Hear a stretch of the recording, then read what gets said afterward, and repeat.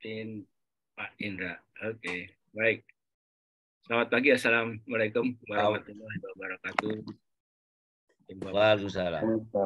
Waalaikumsalam warahmatullahi wabarakatuh. Ya, pagi ini kita kembali mendengarkan tentang airline, khususnya tentang kinerja airline kita ini pasca COVID. Menarik sih memang, gejalanya sangat menarik. Dan pembicaranya juga tidak kalah menarik, yaitu Bapak Indra Setiawan, Direktur Utama PT Garuda yang tak tergantikan dari sisi kepakaran, bukan main. Pak Indra, terima kasih sekali ya Pak ya mau dengan kita. Kita silahkan langsung Pak Indra, nanti kawan-kawan kita mute dulu ya kalau yang belum bicara, nanti setelah itu kita tanya jawab. Mangga Pak Indra, saya bantu share-nya atau Bapak langsung? Ya, silakan. Pak Wendy, mungkin yang slide pertama Pak Wendy tampilkan dulu yang biar ada kelihatan muter-muternya. Baik.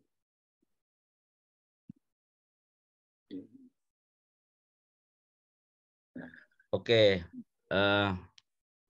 Selamat pagi semuanya. Salam sejahtera untuk kita semua. Salam. God bless us. Assalamualaikum warahmatullahi wabarakatuh.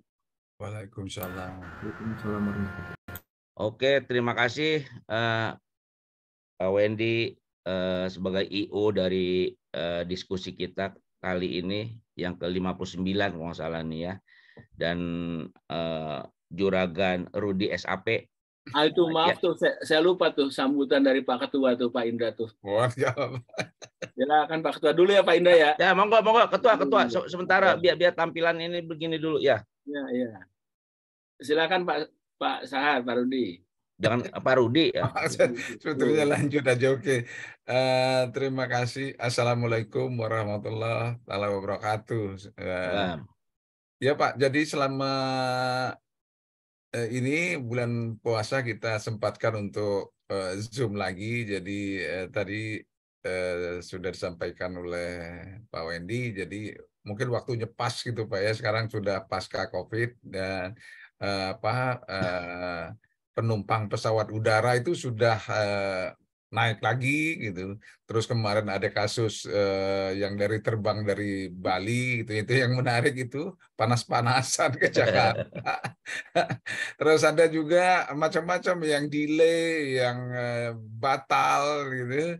Nah, kita dengarkan dari Pak Indra untuk mengajak kita diskusi. Pak Indra sudah menyediakan waktu untuk mengantarkan kita diskusi.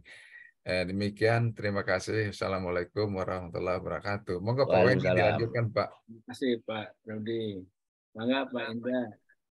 Oke, Bapak-bapak, ibu-ibu, saudara-saudara semua, selamat pagi, bertemu lagi kita ini.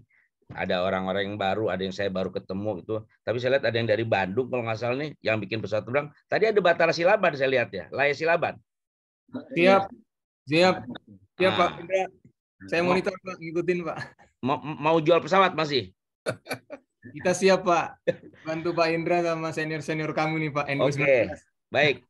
Pak Wendy, punten saya mau nge-share yang saya karena saya bisa cursor saya jalan-jalanin. Oke, saya stop kitanya ya. Saya stop sayanya. Silakan Pak Indra. Ya, terima kasih.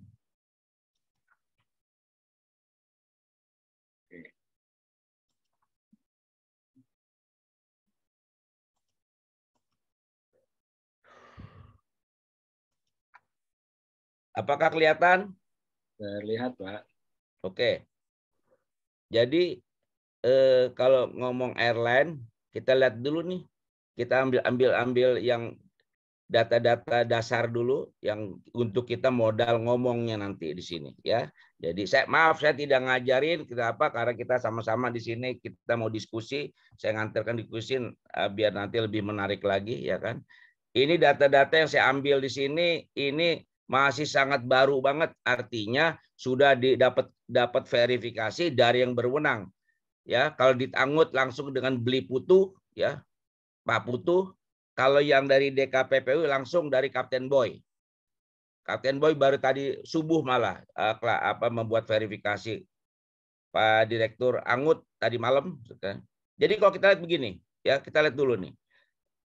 Waktu tahun 2000-an yang lagi rame-ramenya, airline itu hampir ada 70, 30-an lebih schedule, 30-an lagi charter ya, tidak berjadwal, ya kan? Terus terjadi macam-macam di kita sampai keluar Undang-Undang Nomor 1 tahun 2009, terus diperketat cara bikin airline, terus demikian sampailah kemudian kita kena COVID. Itu kan. Nah, kondisi Maret kita lihat di sini. Sekarang tinggal berjadwal cuma 16 airline, tidak berjadwal cuma 49, dan kita lihat lebih banyak yang airline tidak berjadwal 75,4%. Ada di sini ada yang 3 khusus kargo, satu lagi untuk tidak berjadwal, 1 khusus kargo. Jadi total adalah 65 airline di sini. Ini airline yang sedang beroperasi. Masih ada lagi beberapa yang belum beroperasi, jadi kita tidak masukkan ya. Ada kurang lebih ada 6 kalau nggak salah ya sudah dapat izin dari Ditangut tapi belum beroperasi ya. Karena macam-macam masalahnya itu ya, berkaitan dengan pengajuan izin, karena banyak sekali permasalahan dari mereka yang mau membuat airline itu. Kemudian dari DKPPU masih Maret ini kita lihat berkaitan dengan AOC 121 135 operatornya. Saya ikut DKPPU, dia nggak nyebut airline tapi mereka menyebut operator. 66% itu adalah dari AOC 121. Sisanya AOC 135 dengan jadi total 65 operator. Mohon buat yang mungkin baru mengikuti apa itu yang di airline kita dengan para regulator ya, bahwa berbeda dalam kita bicara AOC dengan izin yang dari Angut. Itu dulu. Karena banyak yang salah kaprah selama ini. Begitu dengar AOC 121 dibilang berjadwal, AOC 135 dibilang tidak berjadwal atau charter. Itu totally wrong ya. Karena AOC menunjuk kepada bobot atau size pesawat. Ya. Bobot size pesawat. 121 adalah pesawat yang isinya seatnya lebih dari 30 seat dan payload muatan dapat diangkut lebih dari 7.500 pound atau sekitar 3.000 sekian lah kilogram. Sementara 135-nya adalah untuk yang di bawah itu, 30 ke bawah ya. Itu tuh. Jadi jangan salah kaprah, karena di kita salah kaprah dari dulu. Kenapa terjadi? Karena dulu itu yang namanya charter tidak berjadwal itu semuanya pesawatnya kecil. Jadi 135. Jadi kebablasan. Dengar 135 langsung bilang adalah charter ya. Padahal kita lihat Susi Air dia ada berjadwal tapi pesawatnya kecil-kecil. Jadi 135, AOC 135, tapi Susi punya berjadwal, punya juga tidak berjadwal. Makanya angka tidak sama nih. Kalau melihat total di situ 65 airline, di sini 63 operator ya. Jadi untuk mungkin yang belum tahu ya, buat tambahan knowledge di sini. Jadi jangan dicampur adukan antara airline yang izin oleh Ditangut yaitu berjadwal atau tidak. Satu lagi DKPPU berkaitan dengan Air Operating Certificate. Nah, itu harus dibedakan betul ya. Karena banyak. Kalau di sini ada yang dari anggota INAKA, tolong kasih tahu ke juragan INAKA di buku Outlook 2022-2003 masih ditulis 121 berjadwal, 135 charter. Aduh, itu salah tuh. Oke ya. Kemudian kita lihat lagi nih yang perlu sangat diperhatikan. Lihat aja 31 Januari pesawat ada yang register 1.518, tapi yang valid certificate 1.109. 73, berarti ada 27% itu pesawat belum valid. Macam-macam sebabnya. Banyak airline yang kewalahan harus membuat sertifikasi pesawatnya. Ya jelas nggak boleh terbang. Mungkin juga sekarang mereka nggak boleh terbang karena apa? Karena passenger atau muatannya masih sedikit, mungkin dia begitu. Tapi kan lihat, ya kan ini kenyataan yang lalu sampai udah turun. Dan kita lihat serviceable-nya per Februari. Yang AOC 121 ada 64,5%. 135 35%, ya kan? Itu yang serviceable. Jadi totalnya 611. Bandingkan 611 aircraft dibandingkan dengan 1.109 yang sudah valid certificate. Kemana itu? Ya udah valid tapi dia tidak pakai, dia tidak serviceable. Ini masalah di dunia penerbangan yang selama ini ya berkaitan dengan macam-macam nih. Belum masalah spare part, masalah dana, masalah itu kemudian ya. Dan seperti ketahui aja, pihak luar negeri, pihak perbankan, pihak lessor, tanda kutip melihat Indonesia, hati-hati banget. Ya, hati-hati banget. Ya. Mau sewa pesawat harus bikin apa? Harus ada yang memang refundable ya, security deposit sampai 3 bulan. Oh, mahal itu. Ini total. Ini ya, ini lihat kondisinya. Jadi kita lihat dari data sini saja kita udah bisa mengatakan, aduh dalam kondisi yang habis COVID, udah selesai COVID, tapi kita masih begini, masih ada sisa-sisa yang demikian. Kapan kita bisa lakukan nantinya kita lihat. Terus kemudian tahun 2022 kepemilikan atau penguasaannya, beli atau sewa, total 558 dan itu turun 35,5% dari tahun sebelum COVID, sebelum pandemi itu, yang 865. Kita lihat bagaimana maskapai mengalami hal tersebut ya, makanya airline-nya juga sekarang hanya tinggal berapa lagi yang bisa hidup. Nah, ini data ini sangat menarik memang untuk tadi kita mengatakan saja ini saja, lihat dari sini saja udah kelihatan nih nanti rangkaiannya. Karena ini dari sini dasarnya begini, ini nggak bagus akan jalan kemana-mana. Oke, kita lihat sekarang hasil daripada apa yang ada. 2022 memang melonjak passengernya sampai hampir 85% dibandingkan 2021. Karena 2021 kan sangat udah ini paling jelek sekali itu kita punya. Domestiknya naik 74,81, internasional naiknya sampai 1000-an%.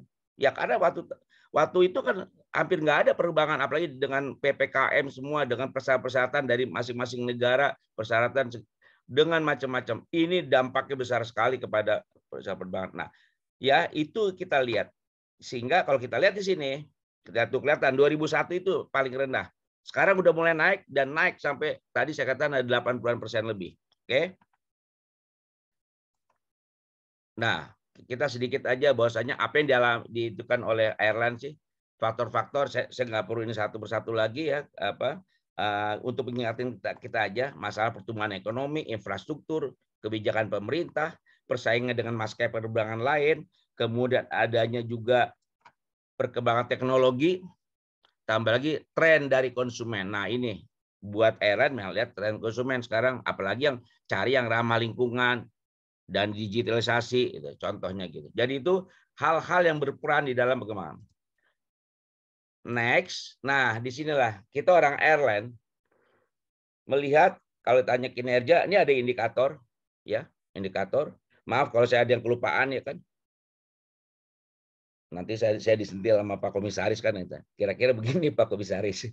Jadi kita tahu di atas on time performance. Kalau tahu di atas, ingat. Airline itu jual schedule. Schedule itu yang orang beli waktu.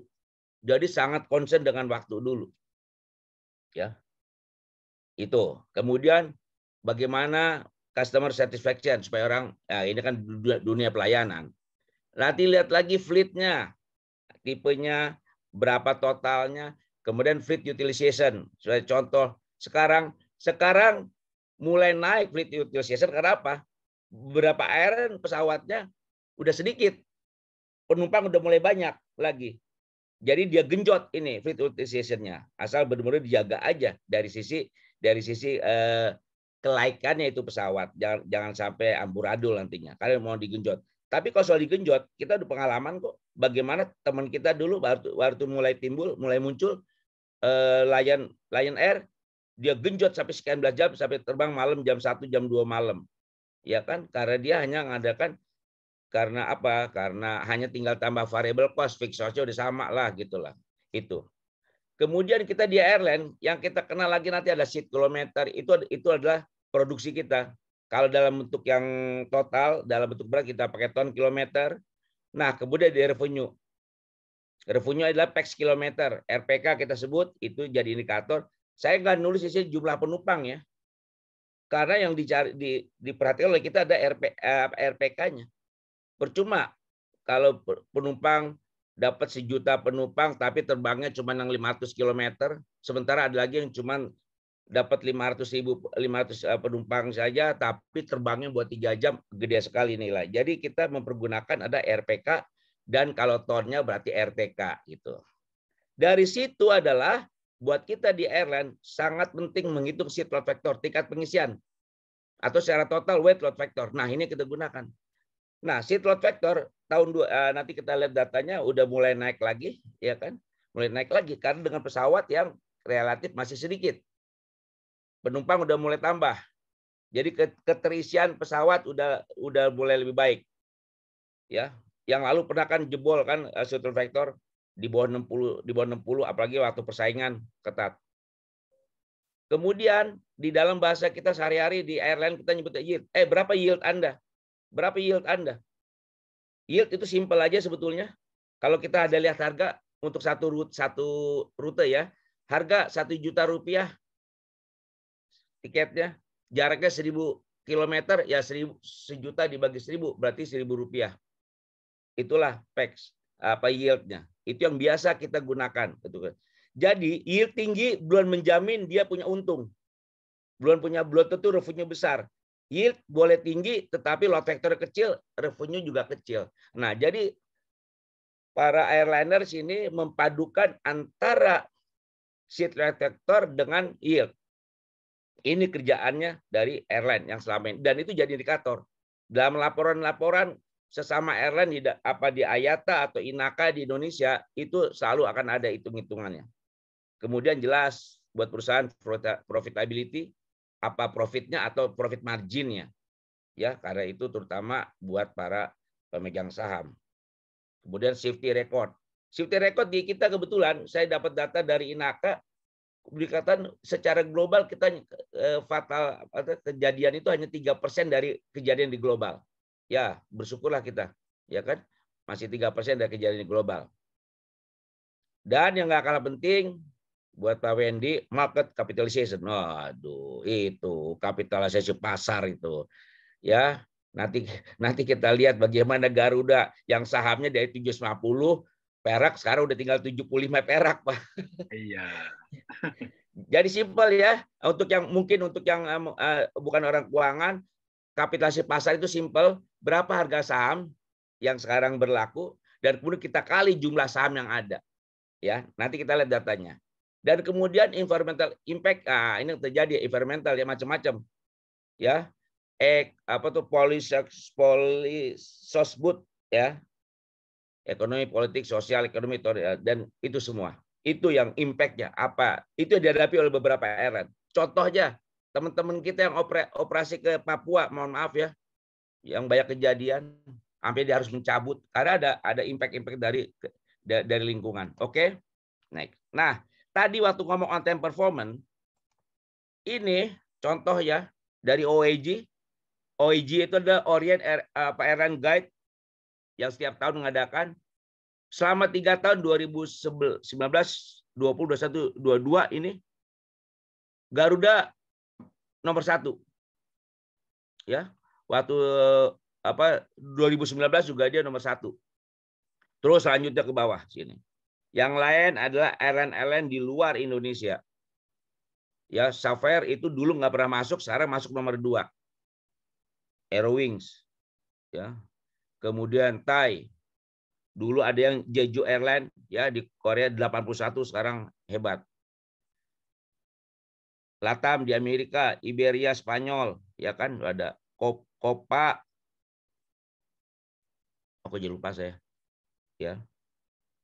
Ini kita lihat bahwasanya ini yang selalu dipakai acuan oleh para ini juga, terutama para penumpang bisnis yang akan sangat tergantung kepada ketepatan waktu. Oke.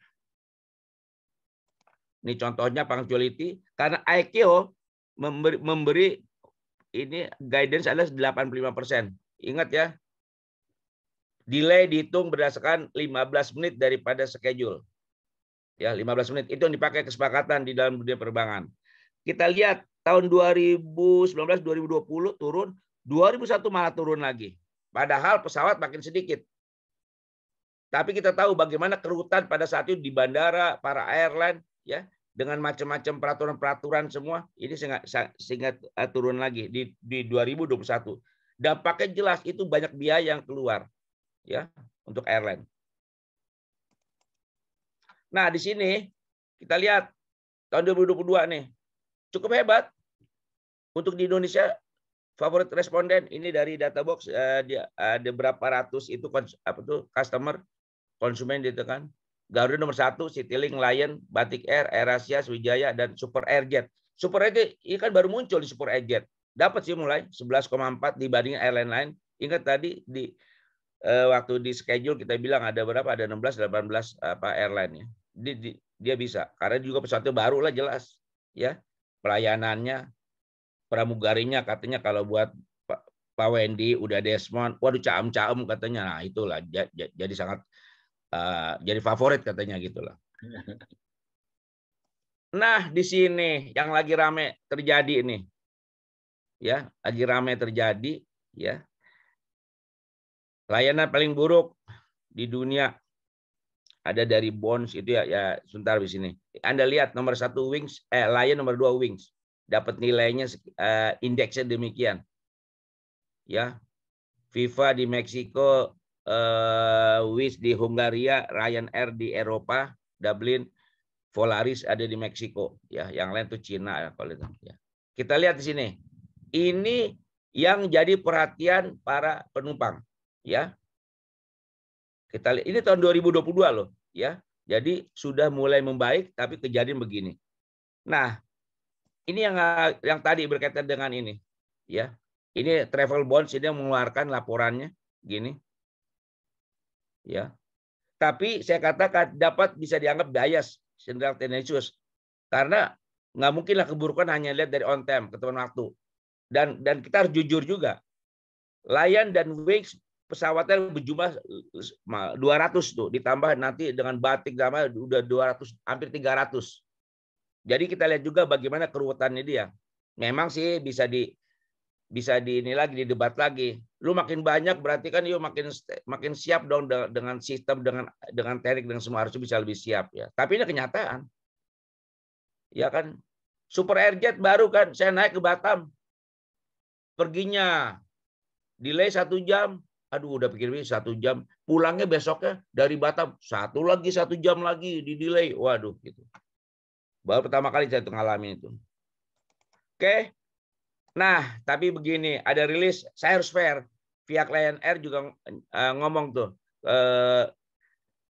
presiden ininya, grup Lion Groupnya. Dia mengatakan demikian, ya sebenarnya.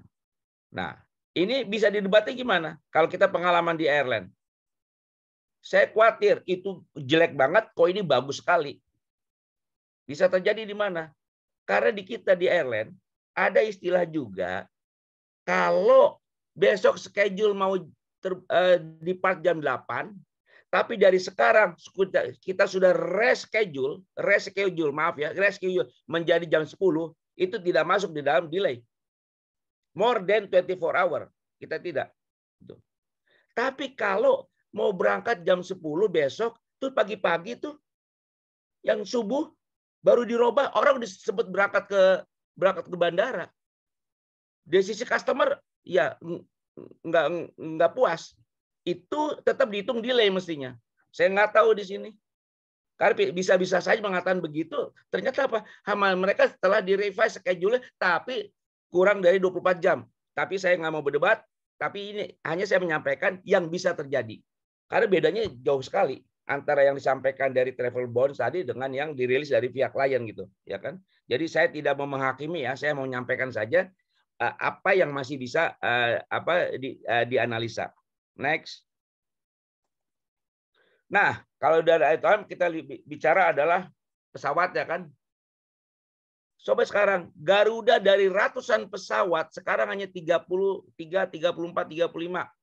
Nah, dan saya klarifikasi lagi, akhir tahun 2023 mau jadi 30, jadi hanya sekitar tambah 30, 35. Bagaimana bisa mengcover yang dulu pada jayanya Garuda dapat penumpang? Susah ini. Tapi juga nggak bisa dapat banyak karena bagaimana baru dikasih oleh pemerintah 7,5 triliun. KRL 7,5 triliun ini sama aja kita buang garam lah. Ya 7,5. Nggak tahu sama Pak Wendy dapat 7,5 mendingan dibawa kemana Pak? Dibawa ke Sumatera Utara sana atau mana gitu. Oke, itu ya Garuda. Jadi bisa bayangkan dari ratusan itu. Citylink 34 jadi aslinya dia memang 49. Sekarang 34 dia mau tambah lagi 15 sama setengah tahun. Bayangkan, masih lama kan? 15 lagi. Jadi hanya sampai kepada kondisi sebelum pandemi. Pelita karena ini saya tulis Garuda, Citylink, Pelita sama-sama lah plat merah. 11 unit. Ya. Hanya 5 untuk yang berjadwalnya. Ya pakai Airbus 320. Ya. Dan sisanya adalah memang buat charter, buat schedule, ada helikopter, ada yang pesawat khusus buat wapres ya kalau ada dinas itu Pelita. Ya, hanya sekian tuh. Dia mau tambah tapi belum kesampaian lagi nambah. Nah, Anda lihat sekarang Lion Air Group, Lion Air berarti Lion, Batik, Wings dan Super Airjet. Sekarang sudah 287. Ditambah dengan yang Malindo yang ada di luar, di Thailand di mana, total 317. Ya. Kita lihat tuh. Dan tahun ini rencana tambahnya 80 unit, tambahnya nih, ya 80 unit. Yuk bayangkan, bakal jadi berapa nanti? 370-an, 360-an sekian. Bisa bakal kejadian untuk di Indonesia aja. Mungkin tambah 80, sebagian juga dibawa ke luar negeri mungkin aja. Tapi pasti akan di atas 300 yang ada di Indonesia. Jadi ini mappingnya nih, mappingnya. Bahwa setelah pandemi ada yang masih sanggup nambah pesawat. Whatever the reason ya, dia mau itu ini mereka punya ya. Oke. Sekarang market share. Kita lihat. Waktu BPS 2019 Garuda masih di atas Lion. Ya, ini. Begitu tahun 2021 kebalik ini Lion Group 60-an%. Batik, Wings, Lion, belum nama Super Airjet, belum nama Super Airjet 2021, udah 60%. Garuda sama Citylink tinggal 10 sama 23, tinggal 30%. Kegeser udah. Ya, ini kondisinya. Ya. Mengenai jumlah penumpang. Dengan share-nya ini 23 persentase kelihatan ini. Ya. Nah, itu data lainnya. Nih yang tadi saya sebut di atas ASK, available seat kilometernya. Lihat, 2021 itu yang turun. Nah, 2022 itu naik karena tadi ada kenaikan jumlah penumpang kan sampai 70% untuk domestiknya. Ya. Domestik, internasional juga ada naik, malah besar sekali ya. Dari angka yang paling nggak ada terus jadi ada kan gede sekali sampai 1000%. Oke. Itu ASK-nya. Ini produksi. Ada produksi kita lihatnya ini dari sisi semuanya nih. Penumpang dengan kargo jadi payloadnya. Kita dari payloadnya ini jumlah sama 2021 juga turun. Nih. Oke. Dari RPK dan ASK di atas, ya ini RPK-nya tadi pertama ada ASK, ATK-nya, ini RPK-nya sekarang yang revenue-nya nih, passenger kilometer yang saya sudah sebut di atas tadi. Passenger dikalikan dengan kilometernya. Sama kan turun nih. Domestik juga kecil dalam miliar. Jadi ini yang tadi saya katakan ukuran kita di airline adalah seat load factor ini. Ya, seat load factor di sini ukurannya.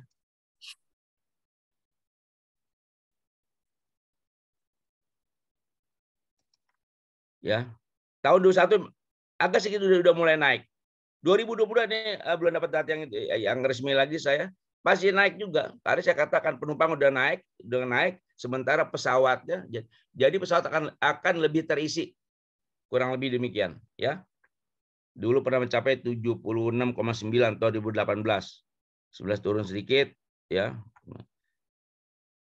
Nah, sekarang lihat kargo. Ini yang fenomena yang ini nih. 2021 pada waktu penumpang turun, semua turun, lihat kargo udah mulai naik nih. 2019, 2020 jelas turun, masih kaget dengan pandemi. Kemudian udah mulai pada pinter membuat semua bagaimana kargo hidup. Di sini nggak ada Kapten Otto sih ya. Nah, beliau tuh bisnisnya masih bagus. Pak Desmond, udah Desmond nggak ada Kapten Otto ya. Oke. Nah, ini sedikit buat kargo kita lihat di sini ya. Dan kebanyakannya gara-gara e-commerce. Betul nih. Ya, e-commerce. Jadi ini yang buat masyarakat sekarang yang sangat pada saat sekarang. Ini yang digenjot. 70% angkutan kargo adalah barang-barang e-commerce. Ya, ini yang pinter-pinter nih sekarang. Seperti contoh kan grupnya atau Avia Pak Kapten Otto ya. Itu beliau charter pesawat. Udah Desmond mau ngomong kelihatannya nanti dulu. Beliau sudah mencarter pesawat dan untuk mengangkut kargo-kargo e-commerce. Cukup baik lah, baik itunya. Baik, terus meningkat. Oke. Nah, ini yang tadi saya bilang dengan Pak Wendy. Ini kapitalisasi pasar terbesar di dunia. Masih baru tahun ini 5 Januari. 1 sampai 10. Dari 59 nggak ada lah Indonesia. Ya, nggak ada Indonesia. Ya. Dan 2 peringkat di bawah aja Air Asia 88,6 juta dan Mesa Air USA 72. Kenapa ini penting? Kalau ini seperti Garuda kan TBK dan ini akan menarik akan lihat investor dia mau masuk atau enggak. Ya, memang lagi bermasalah kalau kita bilang plat merah ini Garudanya dari harga saham perdananya dulu pembukaan Rp750, sekarang tinggal Rp75. Yuk bayangkan, 75 sampai 80 mungkin. Nanti silakan dicek lagi. Ini kemarin data saya lihat. Kan kelihatan jadi terpuruk lah. Jadi nggak bisa harapkan pada kapitalisasi pasar. Padahal ini sangat menarik kalau kita mau ngajak orang untuk masuk, terutama investor, ya. Dan ini masih harus berjuang keras kita untuk begini. Nah, ini saya tulis di Garuda Group versus Lion Air. Kita lihat bahwasanya grup Lion Air sama-sama punya penerbangan, tujuannya sama, tarifnya relatif sama, ya kan? Ya, Garudanya dengan batiknya, nanti Citylink-nya dengan Lion-nya tuh apa sama Lion Air juga, tapi dia lebih fokus lagi, lebih terjangkau, ya kan? Dia tidak memberikan kelas bisnis kecuali batik tadi, ya. Dan dia menggarap pasar menengah ke atas, ada batik tadi. Kalau Garuda untuk menengah ke bawah ada Citylink. Tapi sejak pandemi 2019 sampai sekarang kondisi sudah tidak seimbang dengan data yang tadi saya kasih di atas. Lion Group ya lebih unggul dalam hal armada jelas tadi, jumlah rutenya, jumlah daerah operasinya, frekuensi penerbangannya, jumlah trafiknya atau pangsa pasar jelas. Udah timpang ini. Udah timpang, ya kan? Ya, tinggal jangan sampai terjadi memang ada ada yang makan-memakan tuh, ya kan? Jangan sampai terjadi, ya kan? Karena itu kewajiban pemerintah lah. Bagaimana melihat bagaimana mengharmonisasi persaingan yang ada, ya, dengan pertumbuhan market yang sekarang ini, gitu. Ini datanya antara grup Garuda dengan Lion. Oke, udah setengah jam lebih. Nah, sekarang kinerja airline untuk dukungan pariwisata bisnis 2023 selanjutnya gimana nih? Kan kita katakan depresi udah membaik deh. Masyarakat wisata kegiatan bisnis 2003 terus meningkat. Penerbangan diharapkan dapat lebih terus tumbuh mudah agar bisa pulih lagi pada sebelum Covid. Pemerintah berharap produk domestik bruto kan sektor ini bisa tumbuh lebih dari 4%. Oh ya tadi pada waktu awal sekali, aduh saya lupa nih. Ini biasa kita di airline. Nah ini kelihatan ya cursor saya 2 kali N. Kelihatan. Oke. Ini kalau orang-orang analisa orang pakai ekonomi metrik model ya. Udah bertahun-tahun saya dapat pelajaran dari profesor-profesor. Terakhir baru bulan lalu Pak Desmond mungkin ingat profesor dari Antwerp Belgium datang sama dia mengatakan berdasarkan ini memang pertumbuhan ekonomi itu dengan dikali 2 kurang lebih itulah pertumbuhan daripada traffic udara. Dan ini memang iya kita lihat udah mulai naik-naik lagi nih ya dengan kalau nanti diharapkan pertumbuhan ekonomi kita 5%, paling nggak minimal 10% itu udah bisa naik secara rata-rata agregat ya itu kira-kira. Oke. Nah, jadi di sini tapi apa sekarang? Tapi masih ada tantangan. Ini dihadapin airline sekarang. Porsi terbatas. Kalau kursi sekarang. Apakah Lion betul nanti nambah 8 pesawat mungkin agak tertolong. Ya kan? Dia tertolong, dia jadi benar-benar giant itu kan. Ya. Jadi sekarang pertanyaannya, apakah airline Indonesia siap dan dapat merespon nggak tantangan ini? Nggak gampang memang ini. Terutama berkaitan dengan masalah keuangan. Sekarang gini ya, ini saya ke informasi. Kalau dengar di medsos, saya sampai lapor ke Bu Dirjen.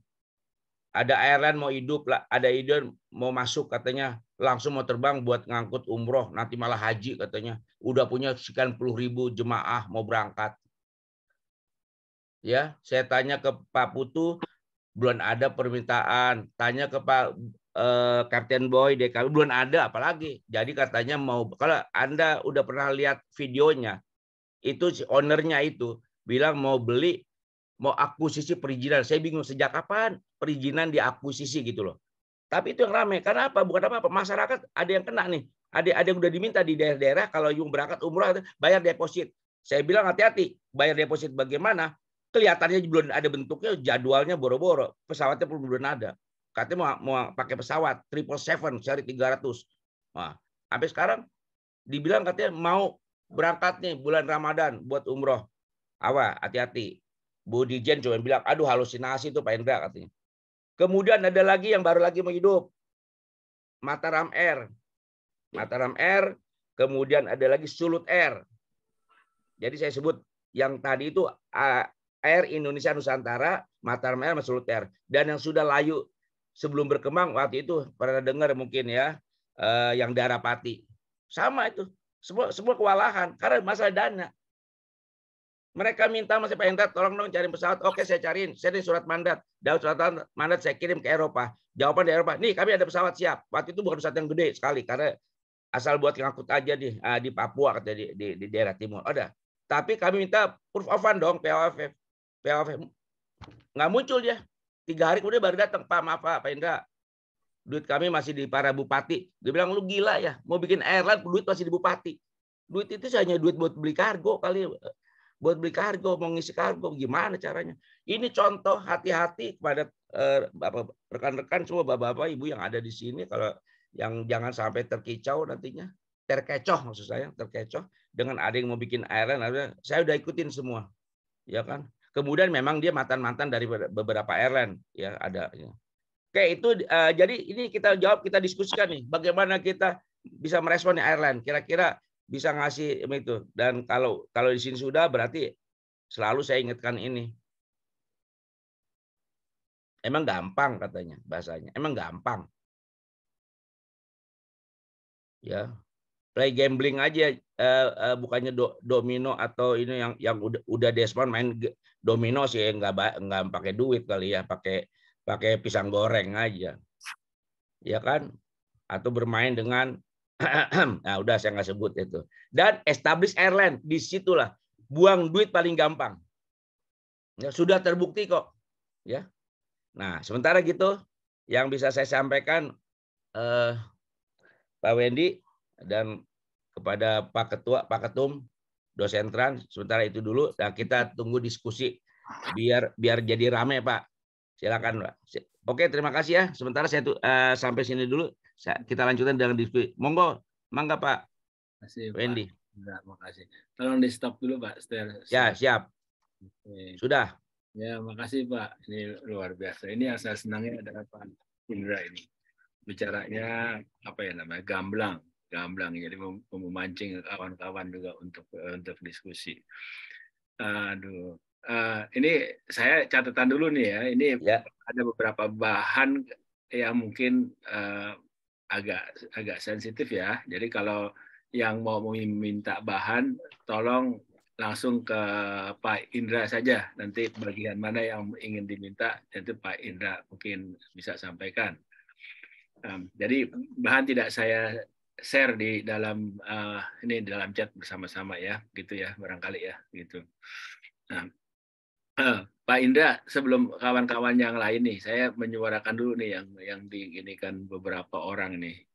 Katanya gini, ini kan market share ya, market share itu ada yang bilang, Pak, kalau market share-nya itu katakanlah melebihi 50% seperti gitu oleh satu airline ya, oleh satu airline, apakah itu bagi suatu apa ya namanya ketergantungan suatu negara itu terhadap airline tersebut bermasalah apa tidak? Terutama kalau airline-nya tersebut itu adalah airline swasta dan tidak TBK, gitu kan? Nah, lain kalau TBK. Kalau di Amerika kan ketahuilah Delta sama American Airlines merajai, tapi itu kan semua TBK ya. Jadi katakanlah milik pemegang saham milik rame-rame dan kita bisa lihat semua performanya terbuka semua. Tapi kalau yang tidak TBK ini kan kayak bertanya-tanya kita, sekalipun kita kagum gitu kan, udah COVID malah nambah gitu kan, udah COVID malah nambah, pesawatnya nambah begitu. Kan sebagai akademisi nih kayak Pak Indra nih, kalau ditanya sama orang kan bingung jawabnya, gimana caranya, hitungan ekonominya gimana, gitu kan, bingung gitu. Tapi nggak bisa menjelaskan karena nggak ada datanya. Nah itu dulu Pak sambil yang lain. Kalau agak susah ya nggak usah dijawab. Enggak gini, betul Pak. Kalau ada yang di atas 50%, kan seharusnya kalau nggak salah, kalau kita ngikut aja, ada undang-undang yang KPPU Pak, nomor 5 tahun 99 ya kalau salah. Yang itu kan ada tuh kewajiban daripada regulator ya untuk bagaimana menjaga hal tersebut tidak sampai ada yang ada predator gitu loh. Itu harus benar-benar dilakukan. Apalagi kalau mereka itu jadi kita juga kena ada antitrust law loh. Ya. Kayak saya pernah dihukum, artinya maju ke pengadilan KPPU waktu saya jadi dirut dulu, dipanggil karena kalau lupa saya di Batam kita main mata dengan airline bukan dengan anak perusahaan tapi dengan yang lain juga. Itu kita dikena denda berapa miliar misalnya gitu. Nah, itu harus ada law enforcement untuk jangan sampai terjadi adanya penguasaan yang demikian sampai, dan kewajiban juga adalah bagaimana bisa memberikan kesempatan kepada airline lain untuk bisa juga beroperasi, itu caranya. Nah, ya itu saya pikir pemerintah lebih tahu lah bagaimana. Tapi jangan sampai terjadi lagi lah ada predator lagi. Itu Pak. Kalau itu aduh rame Pak nantinya. Kira-kira begitu Pak. Baik, makasih Pak Indra. Silakan Bapak-bapak yang lain, tadi udah Desmond udah nggak sabaran tuh kelihatannya. Silakan Pak Desmond. Ada Pak Cucu Suryo sementara Pak. belum Pak. Sementara justru belum. Oke. Pak Desmond ngalah dulu sama ada senior tuh Pak Cucu. Ada Pak Cucu. Ya, Pak Cucu Suryo Pak. Ada Pak Sekjen tuh, ada Pak Sekjen. Oh, Pak Cucu silakan. Ada Pak Sekjen juga Pak. Pak Sekjen ada, Pak Dirjen ada, Pak Kapa BPSDM ada, semua lengkap. Kalau Pak Indra bicara semuanya ini memang benar. Silakan Pak. Pak Cucu Suryo nih Pak. Ada Pak Cucu, silakan Pak Cucu. Nah itu masih di mobil Pak Cucu. Iya betul masih di mobil. Masih di mobil ya. Khawatir kehilangan mendengarkan diskusi yang menarik nantinya ini. Jadi saya di mobil, tidak di rumah, jadi mobile ini. Ya saya kira apa yang dijelaskan oleh Pak Indra tadi sudah cukup lengkap. Walaupun kalau dirinci kembali, itu sebetulnya kan kelangsungan hidup dari suatu airlines itu tergantung pada beberapa pokok bahkan yang harus disediakan. Jadi itu yang pertama. Ada seingat saya ada 13 faktor yang mempengaruhi. Dan memang itu yang harus kita garis bawahi bahwa apa itu di Indonesia itu scheduling itu yang paling menentukan berhasil tidaknya airline tersebut hidup terus menerus. Jadi scheduling. Kedua, tantangan dari airline yang terberat adalah pada memaksakan diri sendiri bersaing dengan yang lain. Itu memaksakan diri memang. Dengan tujuan nantinya memang di belakang hari adalah kemenangan itu pada pihak yang kuat. Oleh sebab itu, ya karena scheduling yang menentukan dan kemudian penguasaan pasar itu yang menentukan, secara tidak sadar bahwa kita itu memperadukan kedua airline itu. Tetapi itu semua saya pikir tidak mudah diawasi. Ujungnya itu tidak mudah diawasi. Jadi walaupun kita batasi rutenya, frekuensinya, schedulingnya sudah dari pagi, schedulingnya sudah dikirim untuk hari, tetapi pelaksanaan pengawasan di lapangan itu tidak gampang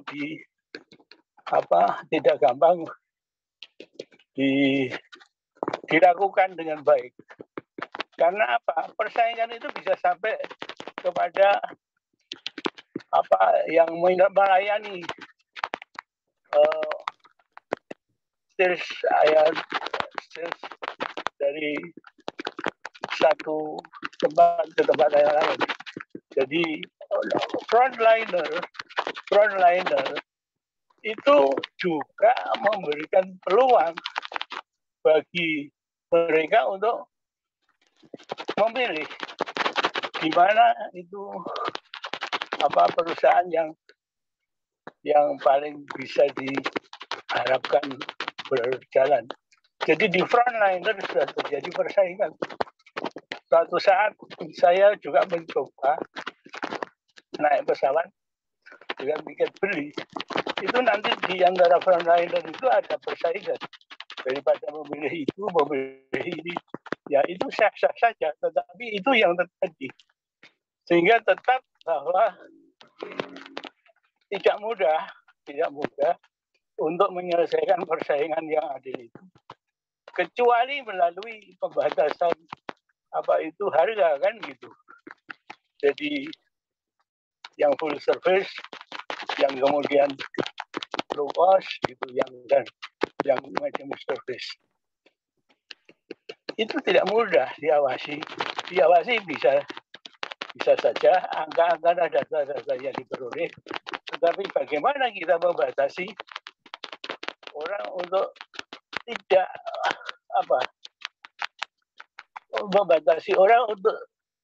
tidak memilih mana yang terbaik, sedangkan pelayanannya sendiri untuk dibandingkan satu dan lain hal itu sangat menentukan. Jadi kalau tadi ada yang menyinggung soal yield dan lain-lainnya itu belum sampai kita kepada hal-hal yang lebih detail lagi, yaitu tentang capacity management, terus kemudian tentang perbedaan angka untuk yang medium service, full service sama low cost, itu perbedaannya tidak terlalu besar dan susah mengamati ya yang masuk yang mana betul. Sebenarnya gitu aja Pak Edi ya saya. Baik Pak Cucuy, terima kasih. Ya. Barangkali udah cukup banyak ya pertanyaannya itu, terus saya nggak lupa itu dulu lah Pak Indra. Mau langsung jawab nih. Oke. Yang pertama Pak Cucu, terima kasih. Kalau tadi memang rinci, memang karena saya tahu hanya 30-40 menit, nggak mungkin saya nulis rinci. Banyak banget, bisa-bisa slide mungkin bisa sampai 100 kali saya bikin. Tapi oke. Tapi justru ini ya yang memantik bagaimana nanti bisa diskusi. Kemudian yang berkaitan dengan kelangsungan hidup, memang tadi kelangsungan hidup airline dengan segala macam banyak sekali faktor-faktornya lagi. Nah, tadi ada kata-kata memaksa bersaing dengan yang giant, katakan begitulah. Nah, itu saya nemuin kok beberapa airline dia udah bagus mainnya di niche market. Main di Kalimantan dengan pesawatnya ATR. Ya, ATR. Terbang cuma 20-30 menit, harga tiket waktu itu udah 600-700 ribu rupiah. Dia ngotot masuk ke jet, ambil Embraer. Saya katakan, you mau ngelawan siapa? Mau ngelawan Lion? Nggak bisa. Ambil masing-masing. Jadi yang sampai Pak Cucu itu benar. Harus jeli teman-teman, jangan ngoyo mau ngantem yang nggak bisa dihantem kalau memang demikian. Oke. Kemudian tidak mudah diawasi. Nah gini, kaitannya dengan tadi harga ya, dengan itu semua. Sudah banyak KM-PM perhubungan, tarif atas bawah, tarif atas tarif bawah ya, udah ada itu. Dan kemudian untuk masing-masing full service bagaimana batasan-batasannya. Pertanyaan lagi, berapa banyak orang di Angut yang akan ngawasin? Siapa yang bisa ngawasin? Ini saya dapat laporan dari kebetulan mahasiswa saya S2, dia di Manokwari, kebetulan kuliahnya online, dia menyampaikan bagaimana di sana penduduk sana terbang ke Jakarta dengan itu mahal sekali karena emang dikuasai. Nah, itu kata-kata dikuasai itulah yang harusnya otoritas regulator ngatur supaya mereka tidak dalam satu grup itu yang pegang. Nah, itu harus ada. Bisa nggak ngawasin, betul yang Pak Cucu bilang. Ya harus begitu, kalau enggak ya susah gitu loh. Harus ada ya. Jadi harga itu sudah ada. Ada full service, medium, ada kemudian LCC-nya, udah ada batasan-batasannya. Ya kan? Malah YLKI bilang batas bawah nggak usah ada, biarin aja, kalau dia mau banting harga mati sendiri, kasar begitu. Tapi buat customer dia lebih bisa punya pilihan. Tapi untuk batas atas betul, jangan sampai rakyat dizolimi oleh mereka yang terbang hanya duopoli, oligopoli, ngantem harga. Ini terjadi apalagi di daerah terpencil sana. Dan memang ini tantangan buat adik-adiknya junior-junior Pak Cucu nih di sana, atau juniornya Pak Dedi Darmawan di sana ya. Kalau soal frontliner, ya jam apa? Mereka juga itu cara mereka lah Pak. Pinter-pinter mereka. Bagaimana mereka bisa pengaruhi daripada passenger yang terbang ya dipengaruhi oleh frontliner yang ada, apalagi yang di bandara gitu loh. Ya coba dengan bisa. Itu memang harus pinter. Kalau nggak begitu sudah. Memang dia terutama banyak airline, ada airline yang memang minta frontlinernya harus sangat agresif, progresif ya, demikian rupa bagaimana dulu kan pernah ada kejadian kan, makanya ada ketentuan baru. Itu tiket sama dia ditukar, udah kita gantiin. Ini pakai tiket kami gitu. Makanya di bandara nggak boleh lagi ada sales dari airline. Jadi nggak boleh di situ. Nah, itu contoh.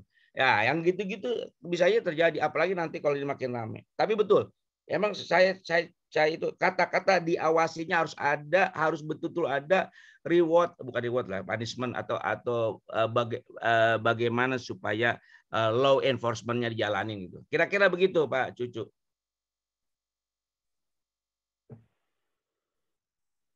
Nanti kalau mau lebih detail rinci lagi Pak, kita lagi kumpul di Halim ya. Kan ada Pak Sekjen, ada Bendahara, Pak Desmond tuh.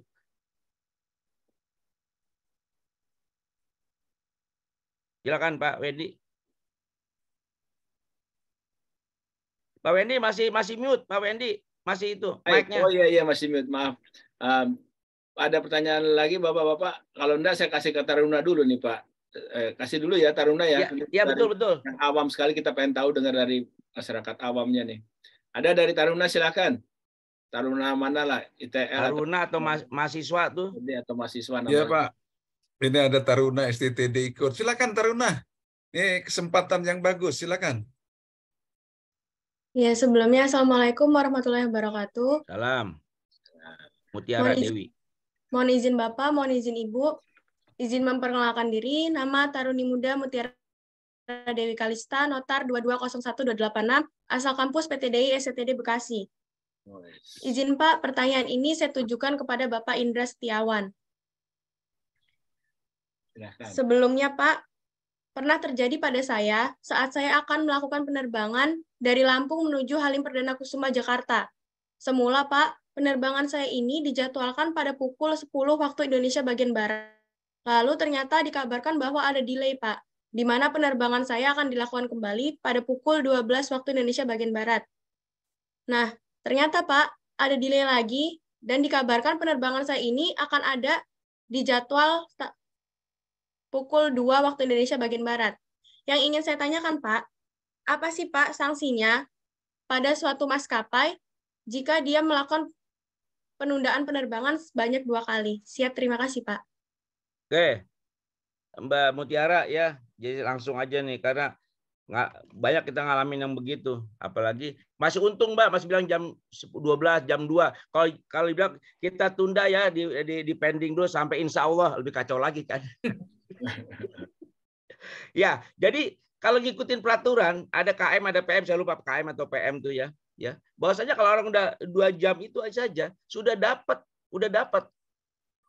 Pertama mungkin ada makanan, minuman, liwat lagi dapat lagi uang, liwat lagi di depan di hotel misalnya gitu. Sampai begitu ada. Dan itu yang tadi Mbak Mutiara betul tuh. Sekarang siapa yang ngamatin begitu, terus kemudian bagaimana regulator memberikan sanksinya.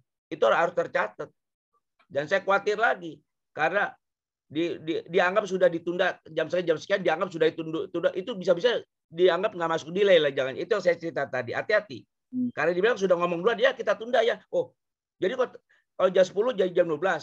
Begitu jam 12 berangkat dimasukin on time sama dia. Nah, ini baik yang begitu. Karena emang revise. Tapi revise-nya baru mungkin pagi harinya atau apa dia itu. Baru keluar pengumumannya gitu. Nah, itu yang saya kerjain. Jadi bisa luput lagi. Jadi harusnya adalah schedule itu kan jelas sekali. Itu regulator akan melihat schedule pada setiap sesi winter, summer yang diberlakukan biasa April sampai November sampai akhir Maret, itu kan ada semua schedule jadwalnya. Nah, itu dicatat. Kalau itu keluar dari situ, kalau dia revise more than 24 hour, oke, itu dianggap ada di revise. Tapi ya kalau kejadian baru tinggal berapa jam sama dia dianggap kan kita sudah revise. Nah, ini. Jadi ini juga kita bahan masukan nih Pak Dedi, Pak Desmond, Pak Ketum ya. Besok kalau kita ada pembicaraan itu, hari ini berkaitan dengan kita harus membela masyarakat kalau begini nih.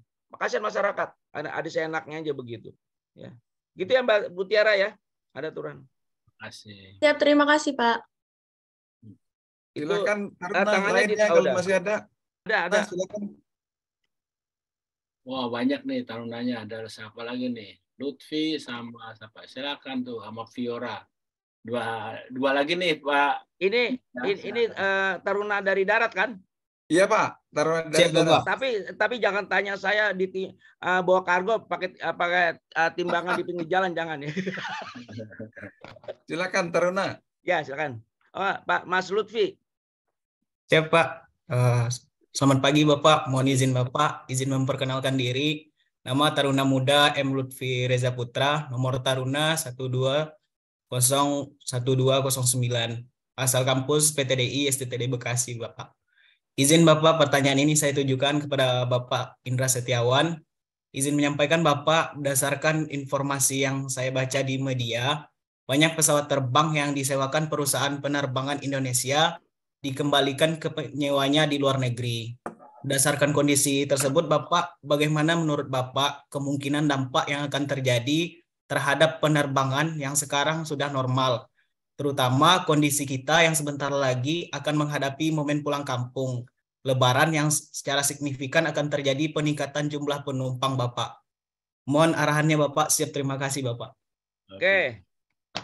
Ini digabung aja ya sekalian ya Pak Indra nih yang 2 lagi. Setelah itu Oke, silakan yang 2 lagi. Tadi Pak Lutfi mengenai lesor ya. Fiora dan kemudian Nabila. Fiora. Siap, terima kasih Bapak. Mohon izin Bapak, mohon izin Ibu. Izin memperkenalkan diri, nama saya Taruni Muda Fiora Geospiria, notar 2202367, asal kampus PTDI STTD Bekasi. Izin Bapak, pertanyaan ini saya tujukan kepada Pak Indra Setiawan. Yang menjadi pertanyaan saya adalah bagaimana dengan sistem peraturan penerbangan, Pak, terutama menjelang mudik Lebaran seperti saat ini? Apakah penetapan tarif tersebut ada unsur pengaturannya oleh pemerintah? Kemudian, boleh atau tidak maskapai penerbangan itu mengatur sendiri tarif penerbangannya, Pak? Nah, kalau boleh, pengaturan tarifnya itu diperbolehkan sebatas mana, Pak? Sekian, terima kasih, Pak. Oke, satu lagi siapa? Lagi siapa tuh? Nabila. Siap, Pak. Siap, terima kasih, Pak. Izin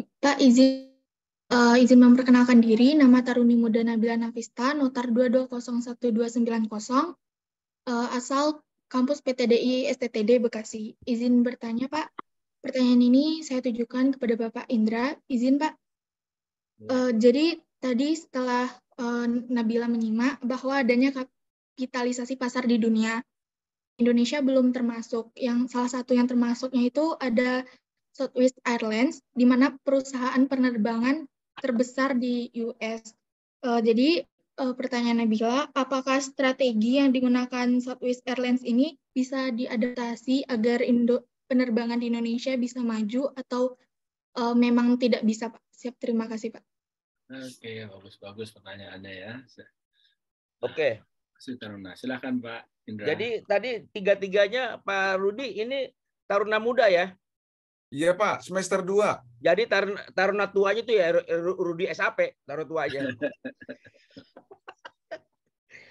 Oke, Mas Lutfi ya.